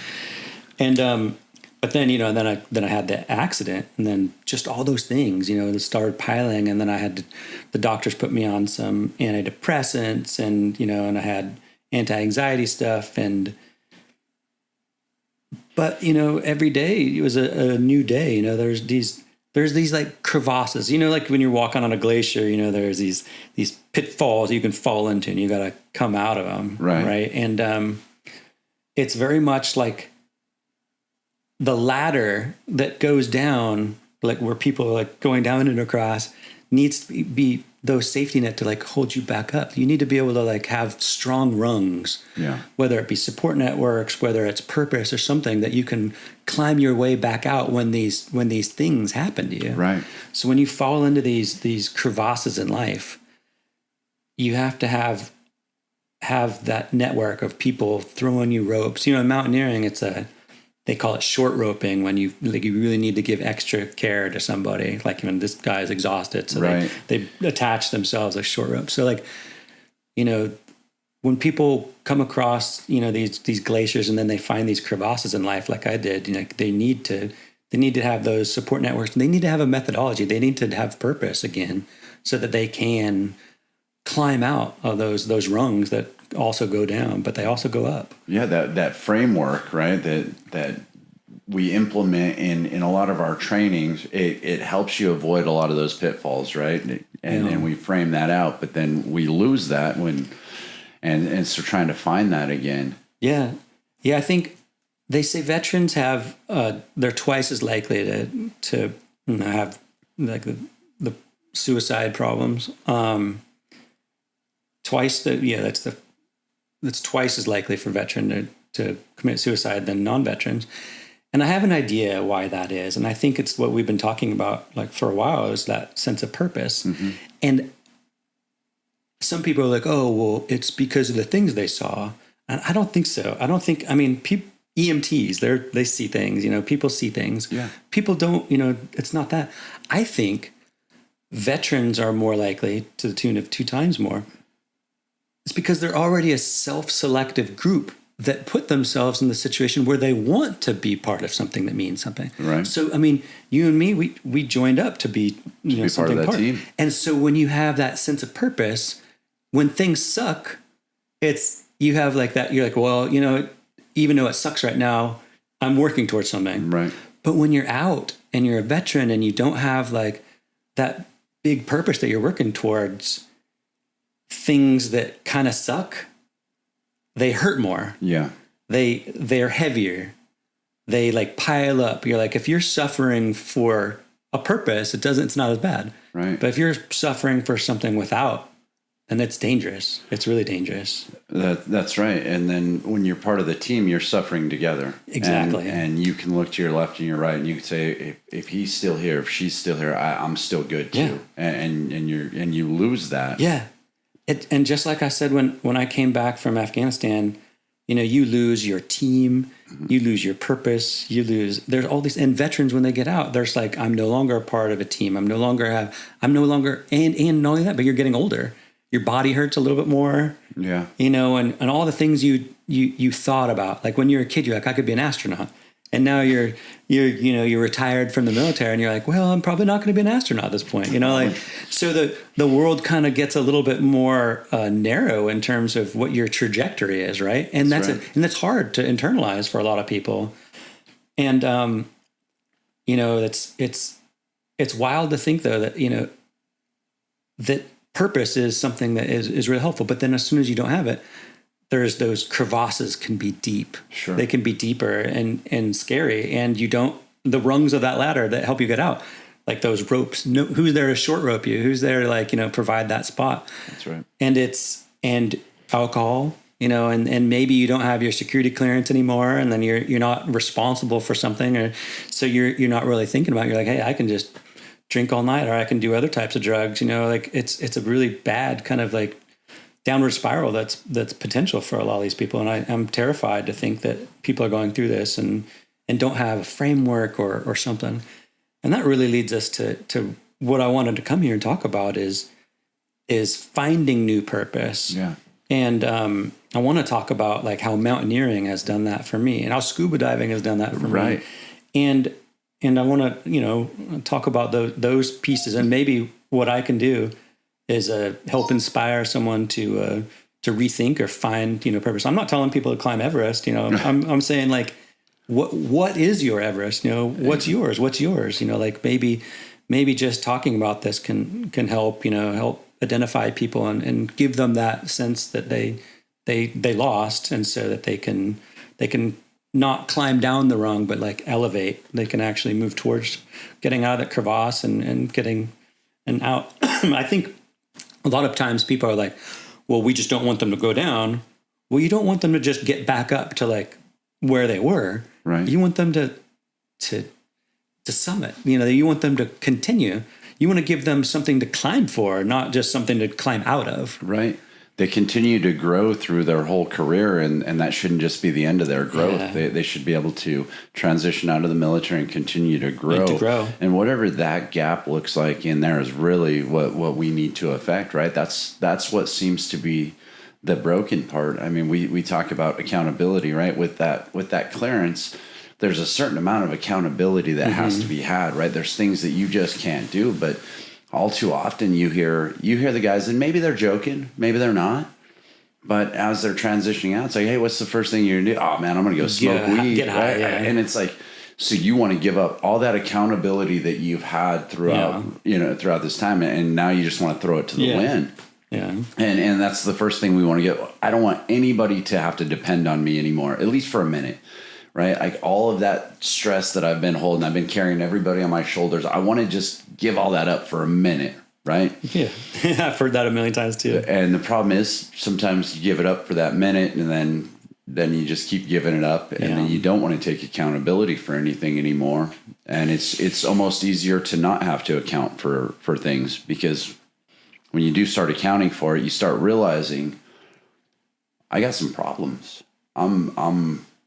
I need to go get some help, right? And I think a lot of the dudes, they don't know how to go find that help. They don't know how to take that next step to find that new purpose. And it's not there's not a silver bullet for it, right? It's going to be a conglomeration of what you're being called for. Right? 100%. Yeah, definitely. It's scary. And it's like, we've done all this stuff. And then what do you do like right afterwards? And that's kind of where I am right now in life. It's like, things are, I've recovered from my accident, and, I've found I'm in a great relationship. I just had a son, and I'm really happy about everything. Congratulations. Thank you so much. Being a new dad is a little bit scary. My son is it's even weird just saying like, my son. Yeah. It's a brand new thing. He's 11 days old today. So I don't get to, I've never really talked to anyone that, and said that, but yeah, my son is 11 days old now. But my life is good. I'm in a great spot, and I don't have any problems with my, work or anything like that. And right now I want to focus on that sense of purpose, that next step. And that's why I got involved with, the nonprofit world. I talked to Sarah Williams, and she's, started working on this new magazine. And then she put me in touch with Tanya Mort, who was, she had a nonprofit. And I said, hey, there's a lot of this stressors, maybe we can do some help with suicide awareness and benzodiazepine, dependencies and all these other things that are kind of potential pitfalls and down. So I want to do something. I want to do something big. And, we all talked about it, and I said, how about we take our message, Operation Elevate, to the highest point in the world's tallest billboard. It's a fashion show up there. Like when people go to Everest, it's like, who are you representing? It's kind of like what are you wearing? Right. Which patches do you have? Which nonprofits are you working with? And so I've been a passionate mountain climber for a while now, and I've had some good summits. But that's what, I was like, this is what I want to do. I want to climb to the tallest point and raise awareness. But what way I want to do it, and the way Tanya and we've all talked about it with the Sergeant Anthony Patrick Mulsat Foundation, is I bring this PSYOP brain. Like my PSYOP brain has always been, how do I persuade, foreign target audiences to do things? Right. And right now I want to take that same process, that behavior change model, and I want to show that those are the rungs of ladders where we can intervene. We can stop people descending into those crevasses by identifying all in those steps, because no one just wakes up one day, and says, all right, that's it, I'm done, I'm going to kill myself. It's always like all these different like stressors that are compounding. Sure. And it's just like the PSYOP model. They go through these kind of intentional these rungs of the ladder. They start to show like they're like, well, I'm interested in it. Like I'm talking about it more. Maybe they start with dark humor, and it's that same like that PSYOP model, that framework that I've been taught and that I've been using. I think we need to reapply that to like our own selves, and maybe we can look at it, and then we reverse engineer. We start saying like, oh well, the first step, awareness. So if you're on that top rung and you've just fallen into the crevasse, you're starting to think like, oh, I'm aware that other people do it. Maybe I'm going to start more dark humor. Maybe I'm going to look up, like online, what it's all about. And then that second, layer in the PSYOP process, understanding, is like, well, I understand. They say things, I understand why that, some people do it because they feel like, and then that's a warning sign, right? Yeah. And then they start getting like, further along down this process, like the sentiment. They're like, maybe I would be better off. It's possible that I'd be better off. You're like, whoa, that's that sentiment, the AUSPIB, that thing in PSYOP, like as soon as that can be applied in this case. Yeah. And that's what the Sergeant Anthony Patrick Mulstaff Foundation is trying to do, is get left of bang. Yep. You remember like the old IED stuff? We got to like get left of it, because when the bomb goes off, it's already too late. It's too late. So we're identifying these steps, at the awareness, and are they understanding? Are they moving towards, intent? Are they moving? And so are they empathetic for others that have done this? And like you said, they start to be understanding. And they're like, I can see why that would be a way out there. Right, and that's a huge warning sign, right? Because they're starting to show like understanding and then sentiment towards it, and that sentiment level on the AUSPIB like continuum is where the intervention is most critical. As soon as they're at that, like the sentiment is more, like I could see myself doing this, because it's right before like the preference to do it. Now, when you start, like as you're going through this, you're saying that these are signs that we should be seeing in ourselves and our buddy and our battle buddies. Because so some of the things that you're talking about, right? The how would I know if you went and were searching for it and being empathetic about it? Maybe if you and I had a buddy that took his life, and I heard you talking about, well, that's not the worst way to go. At least his family's taken care of because he had the insurance money and X, Y, and Z, and you're trying to make it all. It's a warning sign. I think we can understand that too. Because we are problem solvers, right? And when we start to realize that we're the problem, that's where you're at. It's that actually fixes that problem, and you start feeling like this is a solution, right? Then we us military guys, we know, we have those models, we have those continuums, we have all the different acronyms that stand for things. So I think what this Operation Elevate is so good for is giving a new model. We're using the PSYOP model that that we normally use, but we're applying it, and so we can see how that descent and what we can do at each level, because there is different things you do for someone who is at different rungs on the way down. You know? So if it's awareness and you notice someone start talking more of dark humor and stuff, it's maybe not the worst thing. Maybe that's, if there's a slight change, you don't need to like call the cavalry in. Right. But if they start going down that continuum and they're showing understand, like you said, like they're like, oh well, I could see how that would be. That's an indicator of them moving to understanding, right? Yeah. And then you want to be like, hey, at that point, it's incumbent upon me and you as, the battle buddies, or us, if we see it in ourselves or if we see it in others, then we start saying like, well, that's not, bring up what's wrong with that though. Right. Bring up the alternative, be like, well, there are other ways that are dealing with that are better. Absolutely. So that's where the intervention is at that point. And so that's like a lifeline. So again, staying left to boom. Yeah, with left to boom, right? You're identifying the signs, the flags, if you will. Right. And then when you get to AUSPIB. So if you get to the S and there's a sentiment, you're like, I could see it's probably, it's a good option. Yeah. Not just them understanding like for someone else, but understanding for themselves. Right. That's the critical part. That's where we can intervene the most, because we need to off ramp them at that point. We need to get them like climbing up those rungs, back up to just, the awareness phase. So if they're at the sentiment phase, they've already been like, I'm depressed. I'm starting to use benzos. And then the crevasse just keeps getting deeper and there's just this chasm. And they're like, I've seen it before. I think that it might be better off that way. I could, they're starting to internalize it. That's the big difference between just understanding, someone else that did it. Right. And then that sentiment is like them, like all of a sudden thinking about it on their own.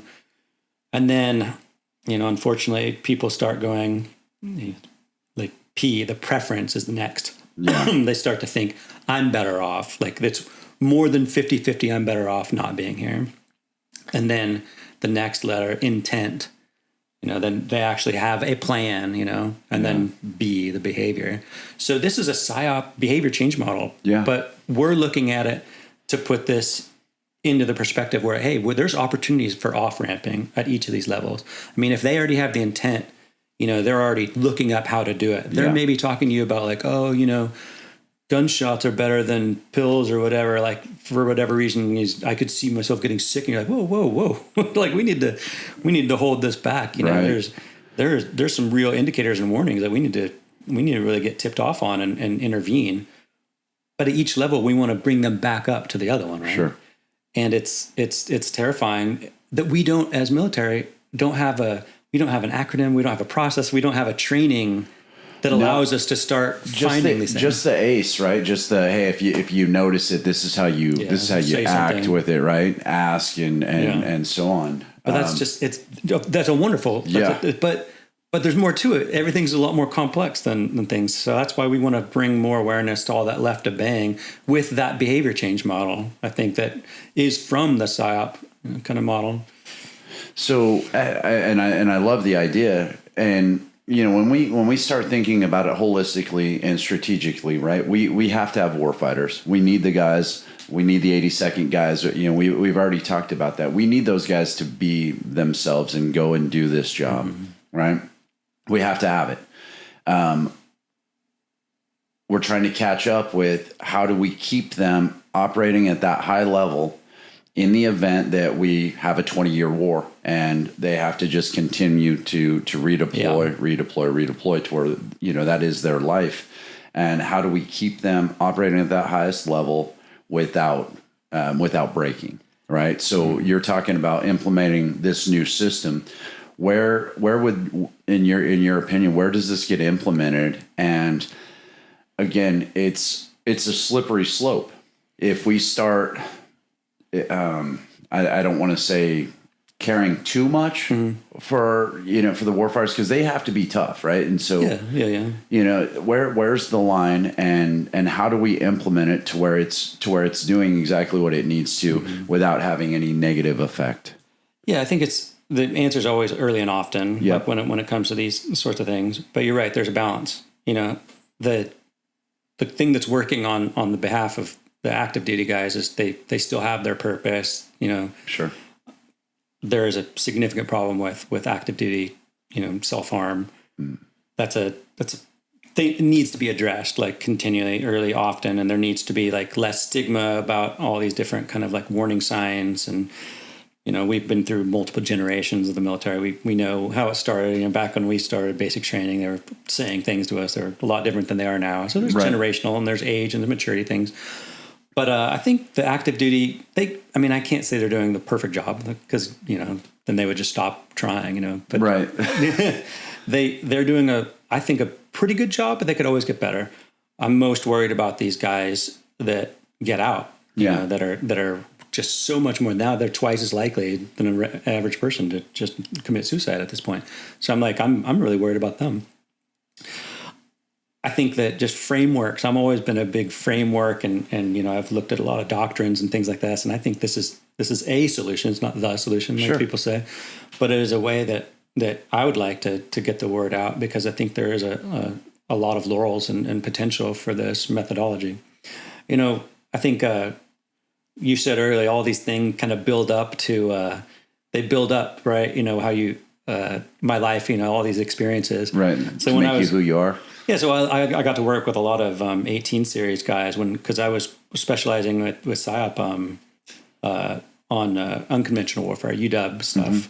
And so I read all, the 18 series manuals about the stuff. And I love how, there's a continuum, you got your guerrillas, your auxiliary, your underground, and you got your public facing. So, that manual, the unconventional warfare manual that SWIC put out was, phenomenal. And in it, they had like a PSYOP, piece. It's like, you take people through diagnostic frames and then, prognostic frames and then motivational arguments. Yes. So you diagnose that there's like, hey, for instance, if there was a population you wanted to like rise up and, kill their captors and, do the UW piece, you have to tell them that there's a problem. Right. And then you have to move them into prognostics, be like, oh, this is what you can do about it. Maybe you can light tires, or maybe you can join the underground, and then motivational at the end, like those 3-phase arguments, it's all phase.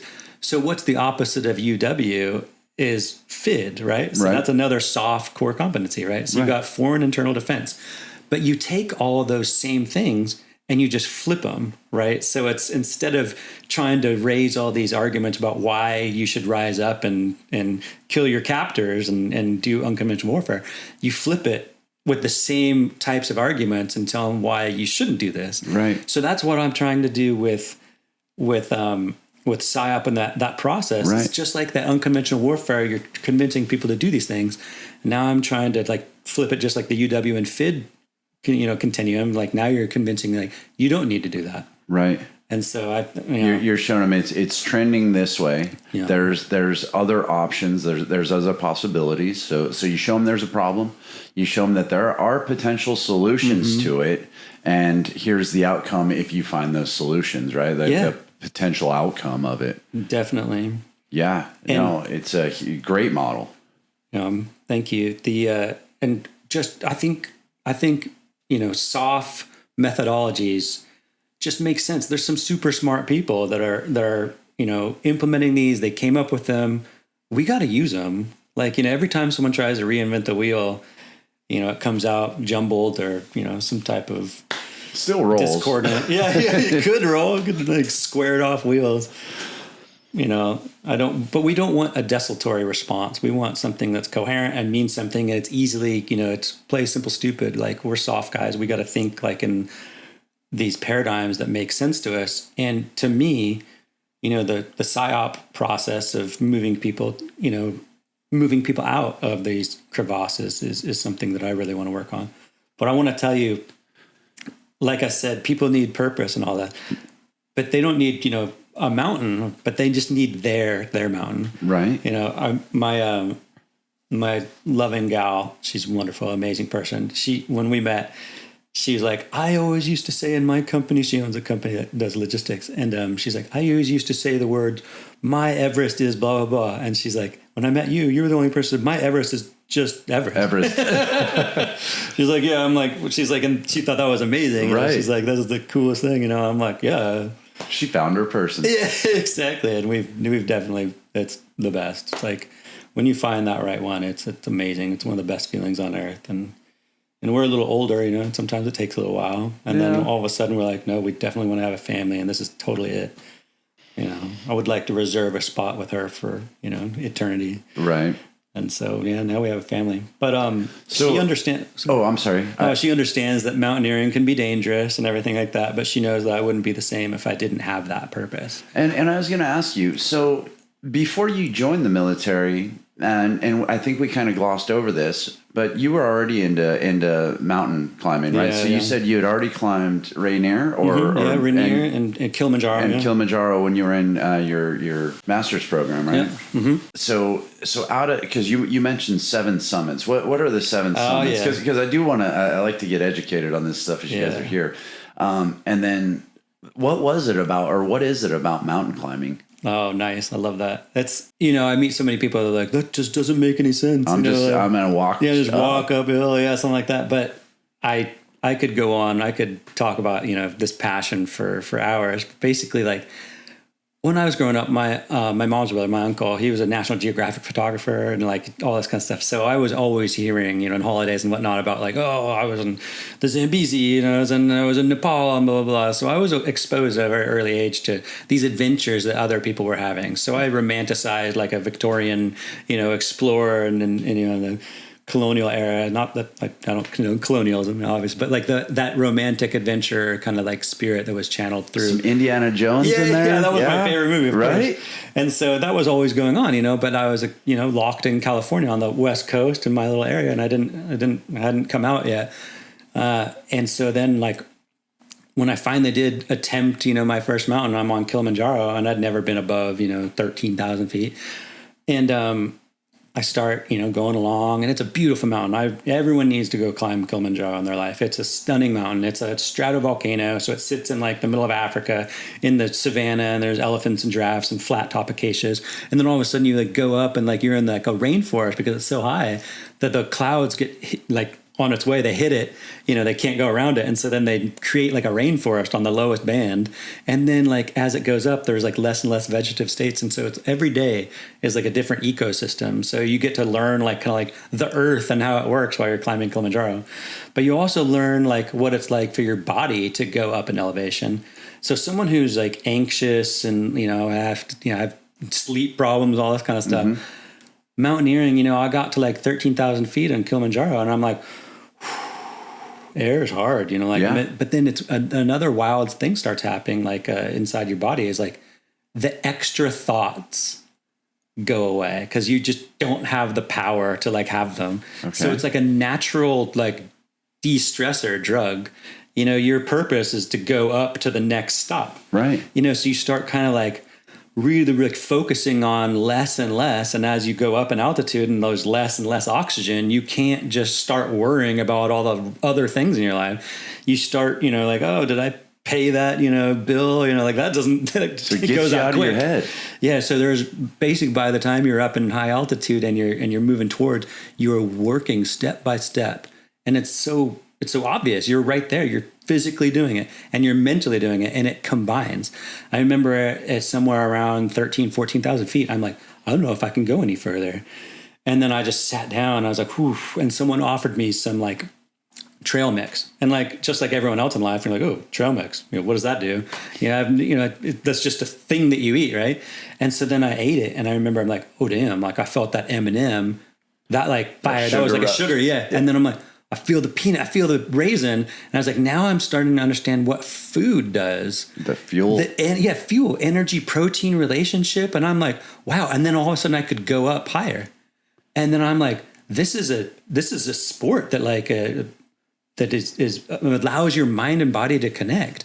And it's amazing. And just like the Army and the military in general, like, you don't do it alone. You're with other people. So you're potentially roped up, with people. So you have a team. You got your security. Yeah, you got your security. You got and there's potential landmines in the forms of crevasses, sure. So you're like, you got to do your 5s and 25s, you got to have people looking out for everyone else. Yeah.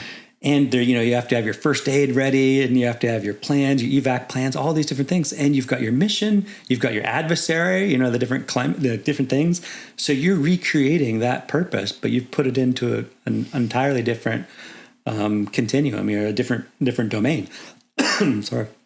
And so I'm almost like recreating some of those things that make me feel fulfilled and purposeful by doing this. And I'm recreating those bonds and those things that the military has. And I highly encourage people to find their passion that they can crawl out of their crevasse, or if it's whatever it is, or out of, whatever the analogy or the metaphor is. But I found it in mountaineering, and I highly encourage everyone to do that. I started climbing all over the world. The Seven Summits is the tallest mountain on every continent. And for amateur mountaineers, that's a huge goal. There's very few people that have actually done it.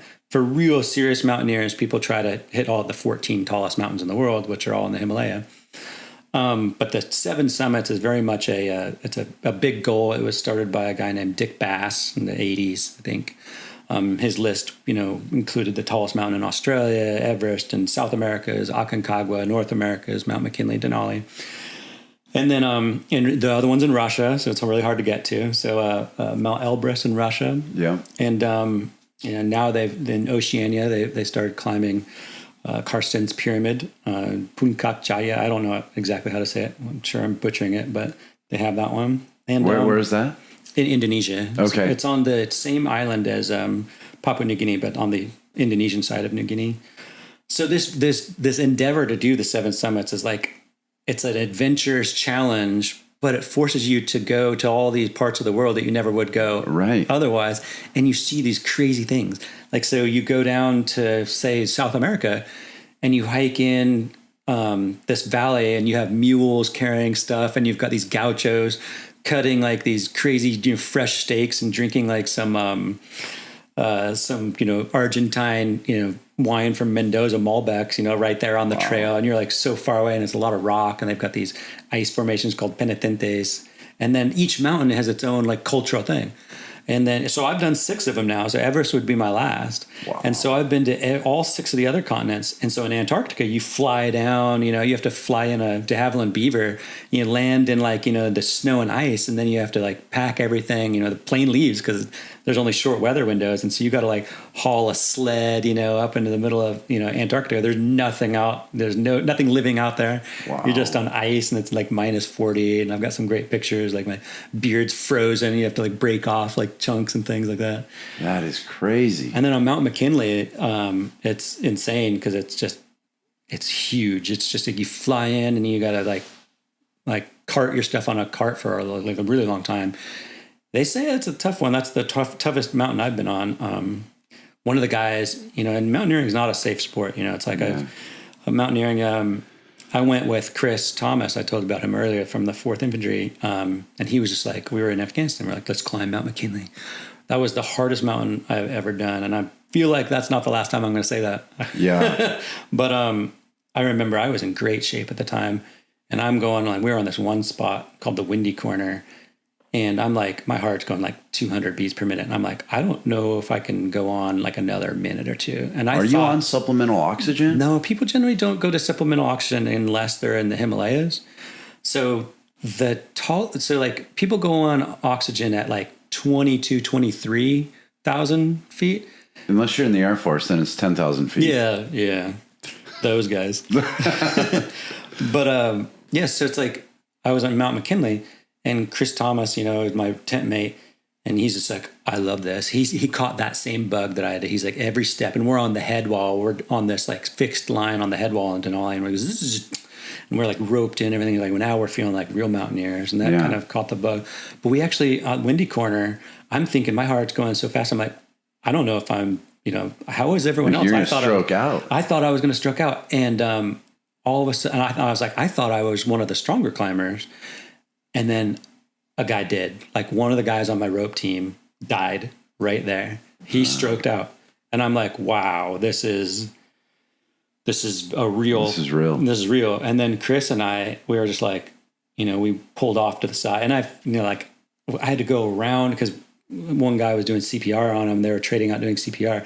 And I wanted to get out of the way. And of course, right then I fall like in a waist deep crevasse. And I get like pulled like right into my chest bone, like hits up against the ice, and I'm sitting there. I'm like, your heart's just exploding. Yeah, dude.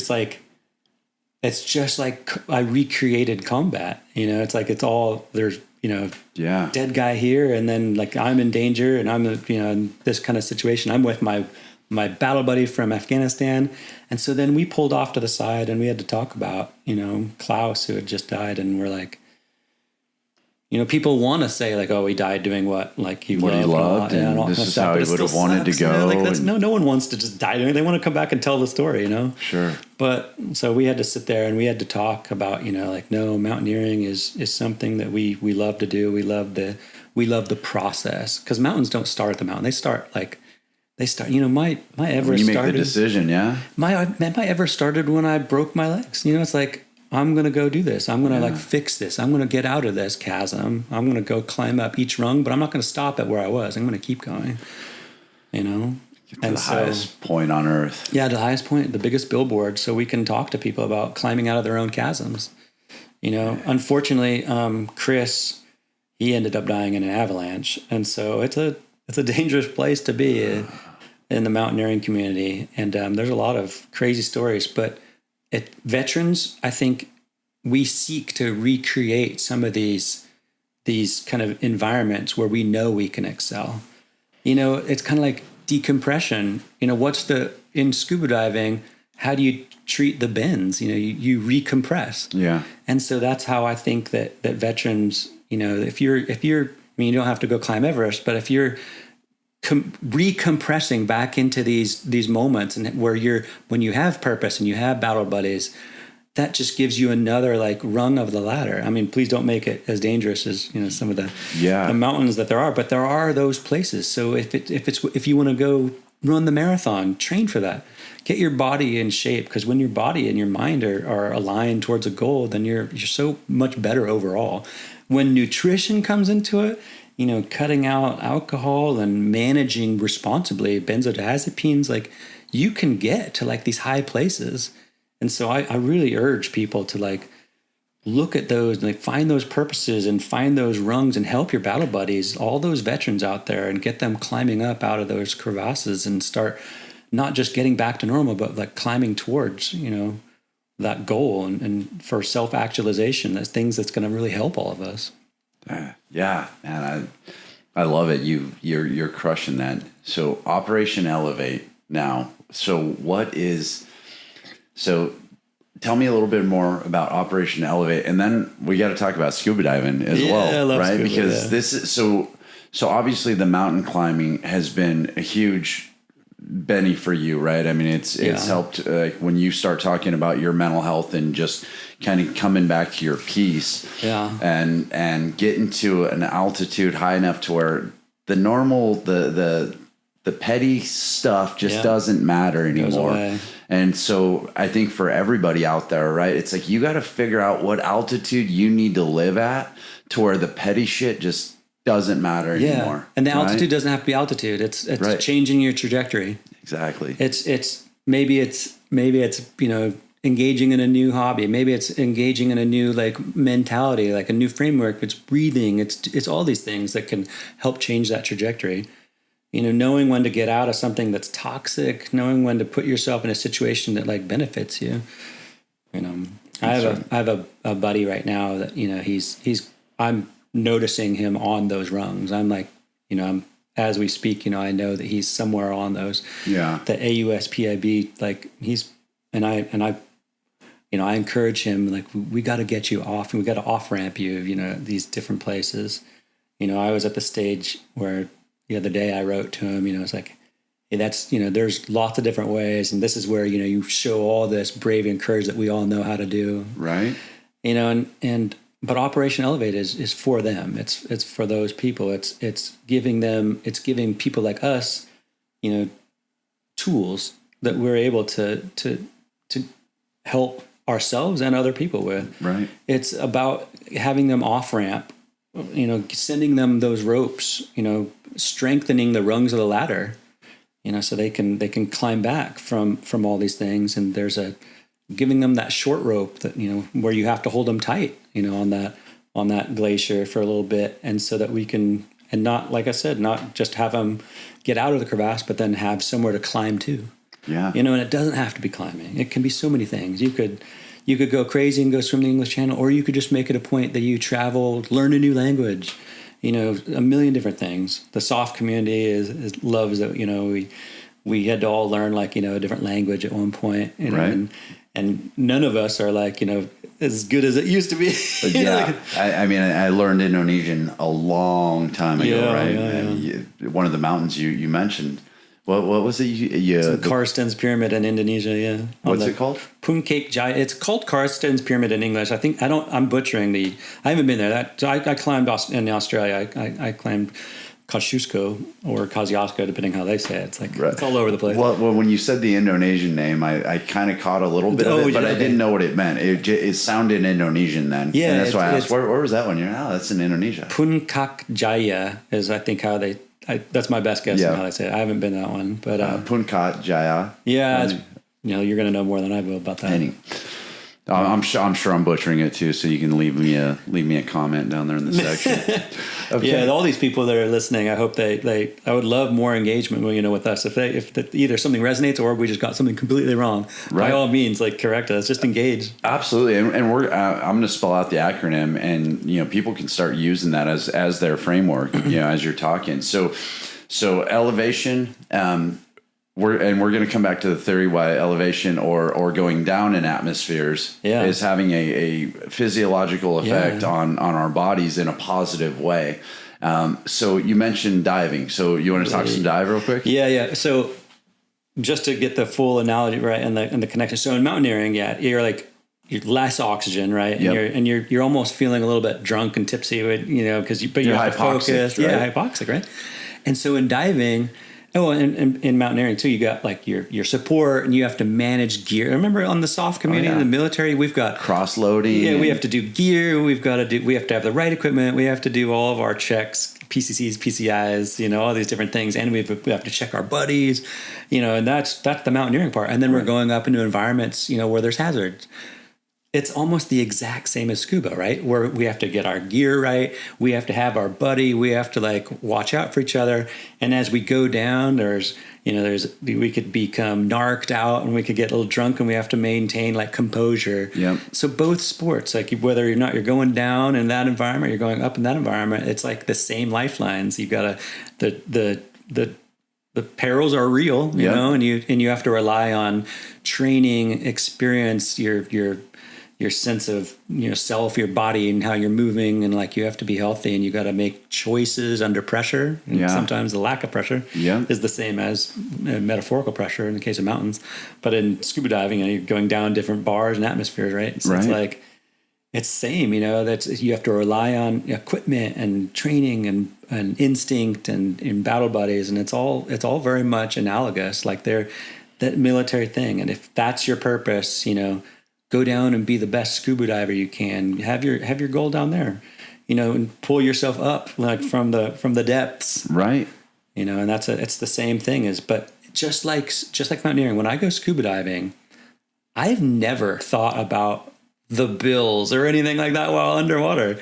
That just magically disappears with being under, because I'm focused on what's going on. Just being in the moment. Yeah, that's and for someone who has a lot of anxiety and all that kind of stuff, it's very much it's a release. It's the same feeling, but doesn't include all the logistics. Scuba diving is a little bit easier to get up to than the top of some of these Himalayan peaks, right? But especially in Florida here, we can go out on a boat and dunk ourselves and go spear fishing and whatnot. But being focused on something. When I go scuba diving, I don't think about too much other than what's a task at hand, and it's a break. I love having the mind cleared. And if I was good enough, if I could meditate and have that same thing happen, I would do it.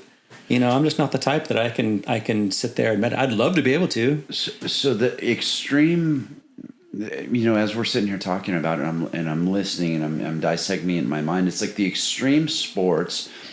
Because we're control freaks, right? We need control of the situation, but to go to an altitude where the elements you don't control, to go to a depth where you don't control those elements, you have a lot of uncontrol of it, and we have to do that to get us in the moment, to where we forget about ourselves and we start really paying attention to what's going on around us, right? And so in our healing, we'll end up in this loop, this continuous loop of we're just doing the same. We don't want to break out of our comfort zone, right? We need this control. So I'm going to stay in my studio, or I'm going to stay in my house. I'm not going to leave anymore, right? Because I don't want to give up that control. When we're in combat, we had a lot of control over the situation, right? We went where we wanted to go, when we wanted to go, and how we wanted to go, right? So we really controlled all of that, our careers and in those high stress environments. Even when we were jumping, skydiving, whatever that was, it was still very controlled. And it was that team mentality again. And so when you lose that purpose and you lose that really that accountability towards each other, then you end up in your loop that you can be comfortable in. And so to break out of that comfort zone is really where you start climbing those realms, right? And those prongs. So I guess it's just the way you described it, man. It's like we have to get out of situations that we can control to where we can be in the moment and experience life again. Does that make sense? 100% agree. Yeah, it's like that aspect of control. It's like at least we have a vote, right? Yes. sometimes the enemy has a vote too. And that, but then we have to fall back on, instinct and all that kind of stuff. I think that brings me back to thinking about, remember when we were in the 82nd, we thought we were like the most, we got to go and everywhere we were the most badass, We were, yeah. And then, maybe something happened, but we still like that. Maybe it could have been challenged a couple of times, but we prevailed, in a lot of these things. But I mean, yeah, having that sense of control is important. It made me think. I remember when we ripped out with a unit that was, when we went in, they were just like kind of scared. Like there was a National Guard, and we came in for the surge and took over for them. And I felt bad for them because their mentality was wrong. Yeah, and they were just like getting IED'd all the place, and they felt more like, I think they didn't have control. They personally, each one felt like, oh, this is just happening to us. So they're reactive. Yeah, they're reactive. And then when we got there, we're like, well, let's throw out, scouts on all these different spots, and we're going to move through this area with proactive. Having control versus not having control is huge, right? And I think that I made a notice once that I thought that the people that lacked control on their deployments tended to be a lot more prone to like these PTSD kind of symptoms than people that had control. Yeah. When you are maybe like the guy there, and your only job is to go pull security on that corner, and you don't really know what the full mission is, he doesn't know what's coming. Right. Maybe he doesn't feel like he has his control, but hey, I'm maybe the platoon leader, and I know that it's here. I put the security in these places. I'm talking to this person, and we're trying to get something. And I thought, well, that's so much different, because I had control as the PL or the mission lead, and then that guy had less control, and then maybe he was more susceptible to not. And I think you hit it right on the head. Like with the more that you can control, the more you feel like comfortable. Yeah. But you're also right. There's an element, if we get too comfortable in our lives, then we're not really challenging ourselves, and we can't grow at all. Yeah, we stay in that same loop. Yeah, it's a complex and it's a fascinating topic. There's lots of smart people. That have done thesis on this. There are a ton of smart people that are deep diving a lot of these topics, right? And you'd mentioned the PTS and how some units will come back, and the ones that were maybe more reactive, they've got much worse case of PTS than what you would consider the special operators, the guys that were there and they were out there being offensive, proactive, controlled, with everything they were doing. It was controlled. They're coming back with a different variant of PTS, right? We're calling operator syndrome, right? So these guys that very similar symptoms, right? You've got some of that anxiety, you got the hypervigilance going on, and some depression, and some of those underlying symptoms of what PTSD are. But where they differentiate a lot is when you ask the PTSD guys, like, hey, what is your life like? Do you try to avoid having those thoughts? Do you try to avoid those situations, those scenarios? And they're yes. Yeah. I try to avoid ever thinking about that again. But when you ask the special operators, the operator syndrome guys, hey, do you avoid this? Do you avoid no? Yeah. No, that doesn't bother me. Yeah. No, I just can't sleep. Yeah. And, because of that, and I'm in pain, but they treat the symptoms the same, and they're not, but we're figuring that out now. So that's a big piece to it too, is how do we recover, right? Because you can physically get out and it can have some positive mental effects. But as far as the medicines, the benzos and all those things, like how are we getting guys off of those? Yeah. And getting them to a point where they don't need the medicines anymore. They just need that continued purpose in life. Yeah. And we can heal them. Yeah. The benzos and unmanaged meds and self-medication is a huge problem. I mean, I've been on all these meds, and there's pros and cons, right? And but they need to be it needs to be very supervised, and not only through the medical, but personally and our friends. Like I tell people, like I'm taking Xanax, I'm taking whatever. This is, it's not a secret. I want all these people to help me out and look, and care. But here's a big issue. I mean, to bring this back to the foundation, that I'm supporting with the Sergeant Anthony Patrick Molstaff Foundation. They put him on benzodiazepines, and then they changed his meds. Well, I mean, I didn't get to meet him. Tanya, the foundation, founder of this foundation. It's her son. I never met him, but she talked to me about it. She's like, yeah, they changed his meds like 2 days before it happened. Yeah. And I'm like, well, he was somewhere along the AUSPIB. He already probably had, he might have had intent, or he might have been, the preference. Right. And then that change of chemistry was the thing that went from intent or preference to behavior. Right. And so what if we were thinking about this, this model, and we knew and we could tell that he was on this continuum, and then he had very specifically supervised changes in yes, meds. Exactly. That could have been the difference. And that's why I want people to think, more along that continuum, so that we can have these interventions before they just say, oh, you don't need these anymore. You've been taking them for 4 years. No more. Yeah, it's horrible. Yeah. Those are accelerants. Instead of those ropes that are creating the rungs of the ladder, they're cutting, they're doing whatever. They're just accelerants to like the bad spots. And so, managing, and I'm not going up against, big pharma. I'd love, in this case, I want responsible use of these drugs. I want people to know about the pros and cons, and I know, when they're most at risk, when they need to be very careful, and when they need to have medical tapering. If anything, the medical community, Advent Health, all these types of different places should sponsor us, because we want them to go more often. We want them to see, more doctors, and we want more, basically more business for them. So I don't want to, get cast as some type of, I'm for responsible use. Absolutely. And that's the important thing about us having the conversation as the end users. I don't care what the doctor tells me this is potentially going to do for me. I want to know from you, somebody that's taking it, somebody that was in the same place that I am, and now they're better. And okay, I want to talk to you about it, man, because let's just be honest. We are living in a PSYOP. I mean, you turn on the news and you don't know what to believe. It's rough. And so if we can't trust our media, those doctors get trained through an education process, right?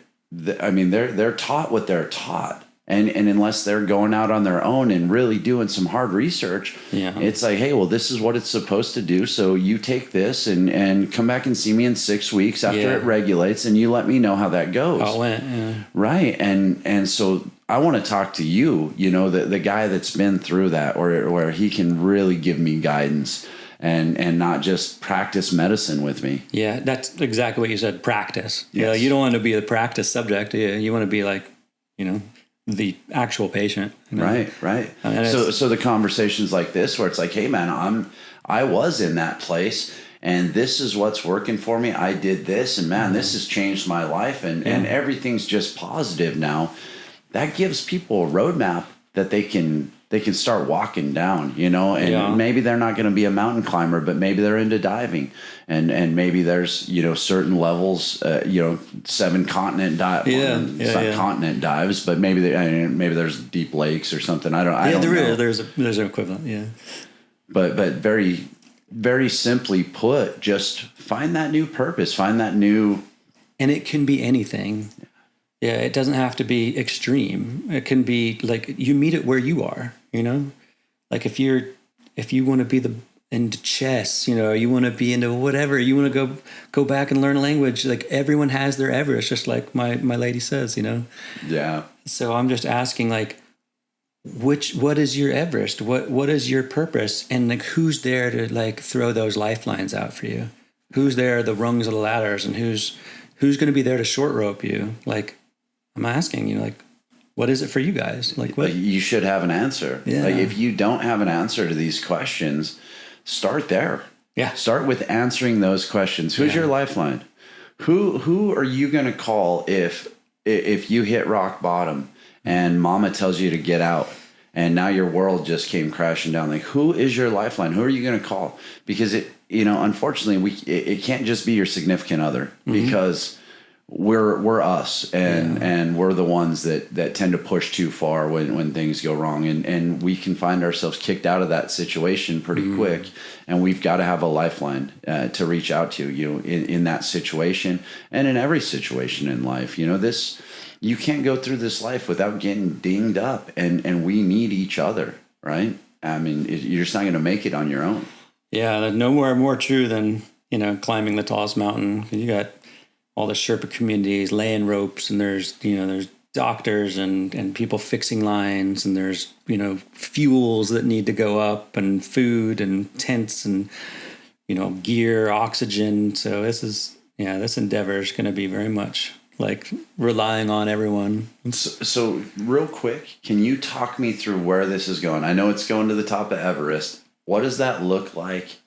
Who's supporting y'all? Because it costs money. And, how can the guys and gals at home that want to get behind you and support this team, like, how can we do that? Well, first and foremost, it's not just a glamour trip. It's not just me climbing Everest, like for what I want to do. It's like I said before, the world's tallest billboard. I want to take, the Operation Elevate message, which is in support of like these steps, the suicide awareness, to the top. I want to get like the most media. I want everyone to know these things and these ways to off ramp and help everyone. To do that, we need a platform. Climbing Everest, it costs, $100,000. And so that's just like one person doing one. And the money that we're raising, like we have, most of it is either going to charity or more publicity. Like, so we've got 45% of all of our donations coming in are going straight to donations to the Anthony Patrick Mulstat Foundation in order to continue the work that they're doing, workshops and all that. The other, we're also getting our name out there with marketing and making sure that we're known and heard.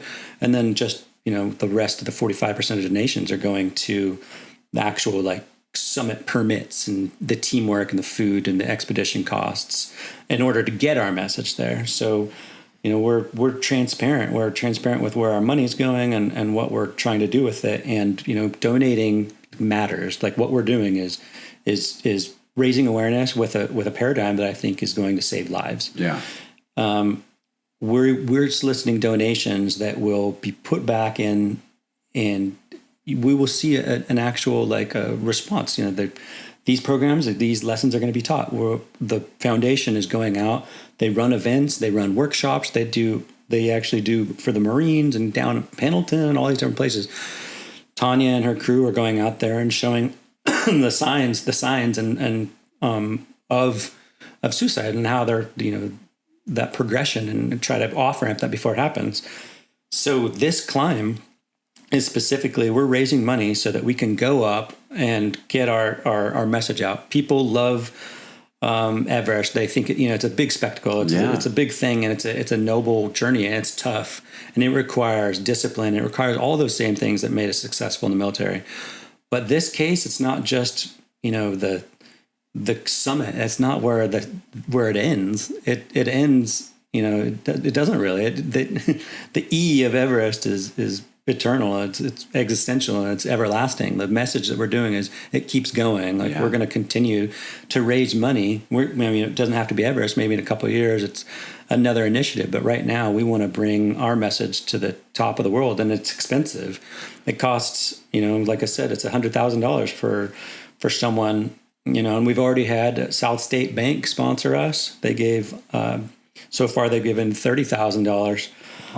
But like that money gets split and between the climbers, and so it's really we're going to need a lot of sponsors to get to that 100,000 per person, that price list. So it's going to every donor. It's going to charity. It's going directly to things that are happening. It's going to the climb, and it's going to that raising awareness piece. So we're soliciting donations from big companies, ones that want to align with this noble cause. Yeah. We want any types of sponsors. It doesn't have to be related to the military. It doesn't have to be related to defense. It can be anyone that shares that goal, that cares about veterans and what's happening. This 19, plus veterans dying, per day, and how they, what we're doing to like change the trajectory of this. Yeah. The way that we can change this trajectory is to figure out these left of bang, interventions, and then maybe dampen some of these accelerations that are leading to these things. And by doing what we're doing, presenting this new kind of path of how to look at left of bang and how to like intervene before it happens. And that's what we're doing. We're soliciting donations to climb Everest. And like I said, like a massive portion of that's going directly to the workshops that are teaching this. Right. And then the other half, is the other part going to summiting. And so we can get that message out. And if that's what it's going to take, that money is going to be, the billboard and the message on the top of the world, then that's, where we're going to take it. Yeah. What a message, and what a place to take it. Right.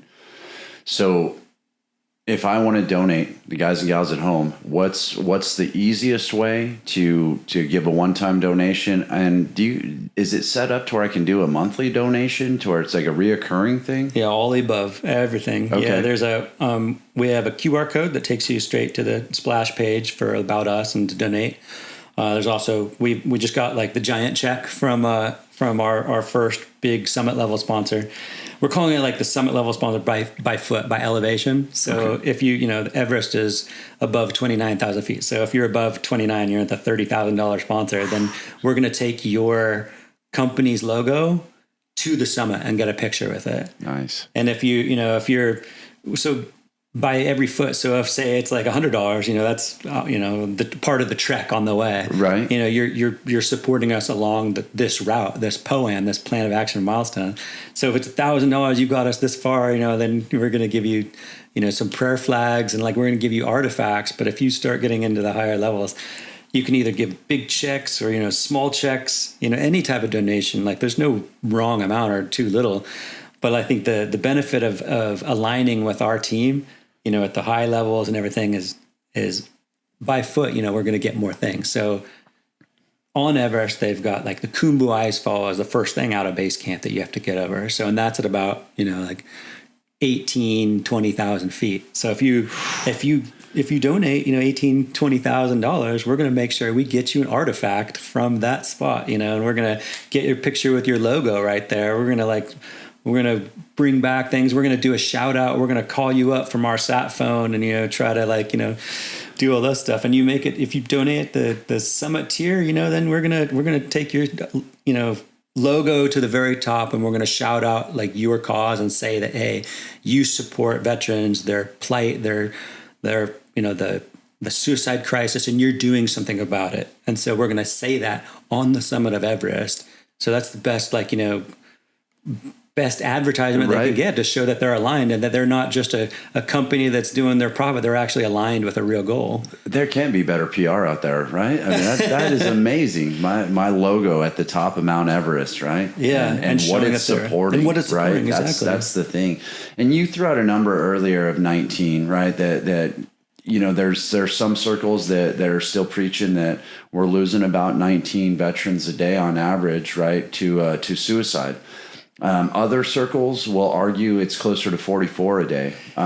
We've been doing a lot to raise awareness to that, and unfortunately, we're seeing that our numbers they're not changing like we thought they should by this awareness. So everybody is aware that we have this issue. A lot of the numbers that aren't getting counted are call it suicide by cop, or things like that, where vehicle accidents, right? Reckless behavior. Head-on collision into, they don't count those unless there was, kind of a note with it. Right. It was definite. So unfortunately our numbers, I think are higher. Then you've got the law enforcement, you've got all the first responders. They're dealing with their own issues, but ultimately this translates over to them. This translates over to everybody, right. to the human race, right? It's like, if you find yourself struggling, like in these positions, reach out to your lifeline, right? Start identifying these flags within yourself. And there's a way out of it. 100%. My climbing partner, Gary Burden, was a police, and he was in law enforcement and first responder. He was a SWAT guy for a while, and he's climbing. Great, amazing guy. So glad he's on my team. We're going to go high places, and I'm really happy about that. But I'm glad you brought up that it's not just vets, it's first responders, all these people. Like we talked about earlier, the population self-selects for purpose. Yes. So that population, the people that are selecting themselves for higher purposes, service, EMTs, firefighters, police, military, are the ones that I think are more susceptible, and that's why they have these double, digit number, like double percentage than regular population, It's because they are looking for those purpose. And you're right. And we've talked about this, like having purpose is one of those things that throws, like it decelerates, or it's a protagonist. It's kind of helping keep like that. It's one of those off ramps that keeping them from going all the way down the crevasse. It's 100% important. And I'm just glad to be working with an organization that has a plan. It's not just hey, support the troops, or hey, call up someone and say, are you doing okay? There was an ad I saw on TV like, hey, it's just as simple as, you doing okay? Sometimes maybe it is. And that is important. But we look at it a little bit more like there's more to it. There's more symptoms. There's more to that. And I love being a part of an organization that, that knows and understands that it's more than just, hey, you okay? There's potential, off ramps that we all need to be looking out for in ourselves, other people, and helping and to put out these kind of accelerators and give those lifelines. And being a part of an organization that's building money and getting money for to directly support that cause is magic. And I love having a purpose. Yeah. And we all need that, like we said, like whatever it's going to be.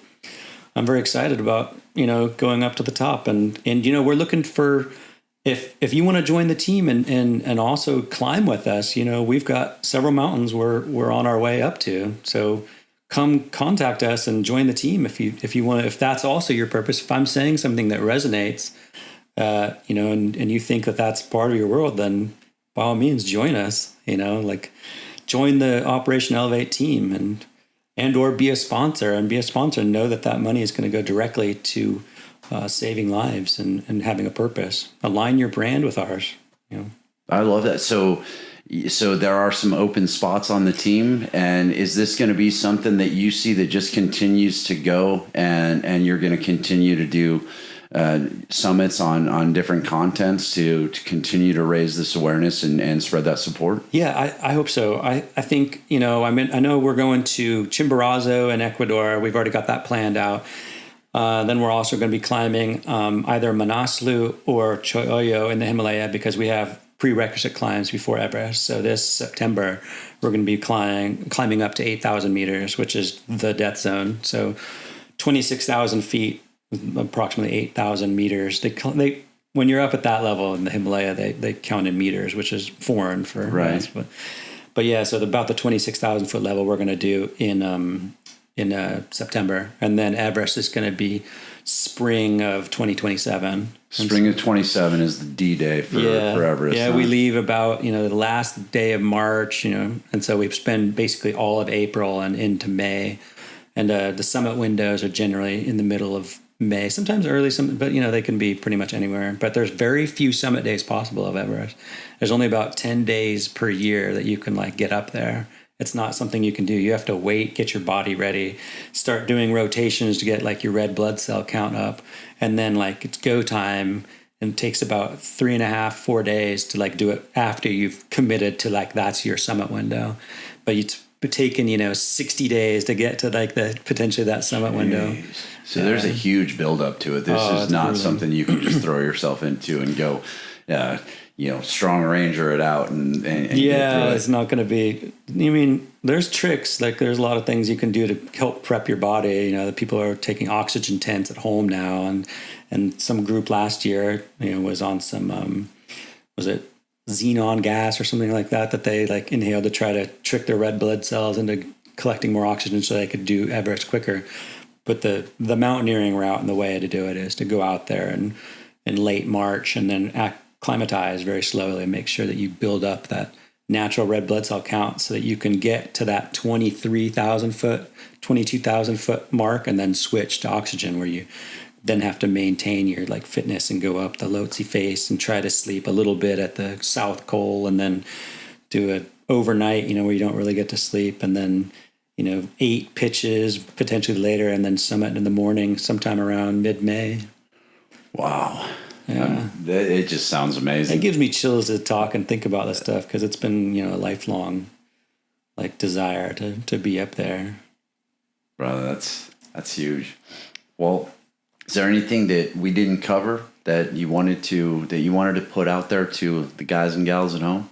Oh man, I could talk about this stuff forever. Like I'm very passionate, and so I know I've missed a million different I things. know. I always feel like this as we're getting towards the end. It's like, man, we had so much stuff we wanted to cover, and I feel like we covered it, but I don't know if there's anything else that we're missing. Any last minute parting words of wisdom to the guys and gals? I think it's a noble thing to talk about, and then there's a lot of stigma, and there's friction about some of these issues. And I first of all want to thank you, for having me on and having these candid conversation. This kind of stuff is important. There's veteran to veteran and first responders and just these topics. What you're doing is great work. Just being able to come on and talk about these things and reaching the audience that you have, it means a lot to me and to us, and like what you're doing. So I wanted to make sure to give you the appropriate, compliment and shout out for, what you're doing is great. I love the fact that you're doing it, and I think it's necessary, and what you're doing, and giving people that purpose that we talked about, and just talking about it and having the conversations is a great first step. It's a second step, and it's a continuing step. So I want to say thank you for what you're doing. Dude, I thank you for saying that, and I very much appreciate it. I appreciate you coming on. I very much appreciate your service. I appreciate the new mission. I know you guys are going to be successful in this, and I can absolutely see this as being a very scalable model as to what's going to work. It's another tool in the toolbox. It's going to help. It's going to help us identify those flags a little bit earlier on. And again, these conversations, it's not just a conversation that opened up between you and I. The audience watching it, they're a little bit more apt to have that conversation with their bros now, because we're paving the way, man. It's our Vietnam brothers, your dad. They didn't have the platforms to come back and be able to talk about, the struggles they were dealing with and trying to find that new purpose. They just had to suck it up and grit it. And a lot of things went badly because of it. And what we didn't do is we didn't learn from it. You know what I mean? So we're having the opportunity to learn and try new things, right? Yeah, for sure. That reminds me, you're talking about, my dad, the Vietnam guys. He did that avoidance thing. He was very much like, I'm going to avoid anything, that has to do it. And even we recently went to Washington, D.C. together, and we were walking around the Capitol Mall, and, his thing was avoidance. He didn't want to talk about it, like all this kind of stuff. And I told him, I was like, hey, by the way, while we're walking this direction, like the Vietnam Memorial is going to be over there. Yep. And he was like, I need to go to the bathroom. And I could tell, I just kind of stood there, and he walked into the bathroom and it's kind of over there.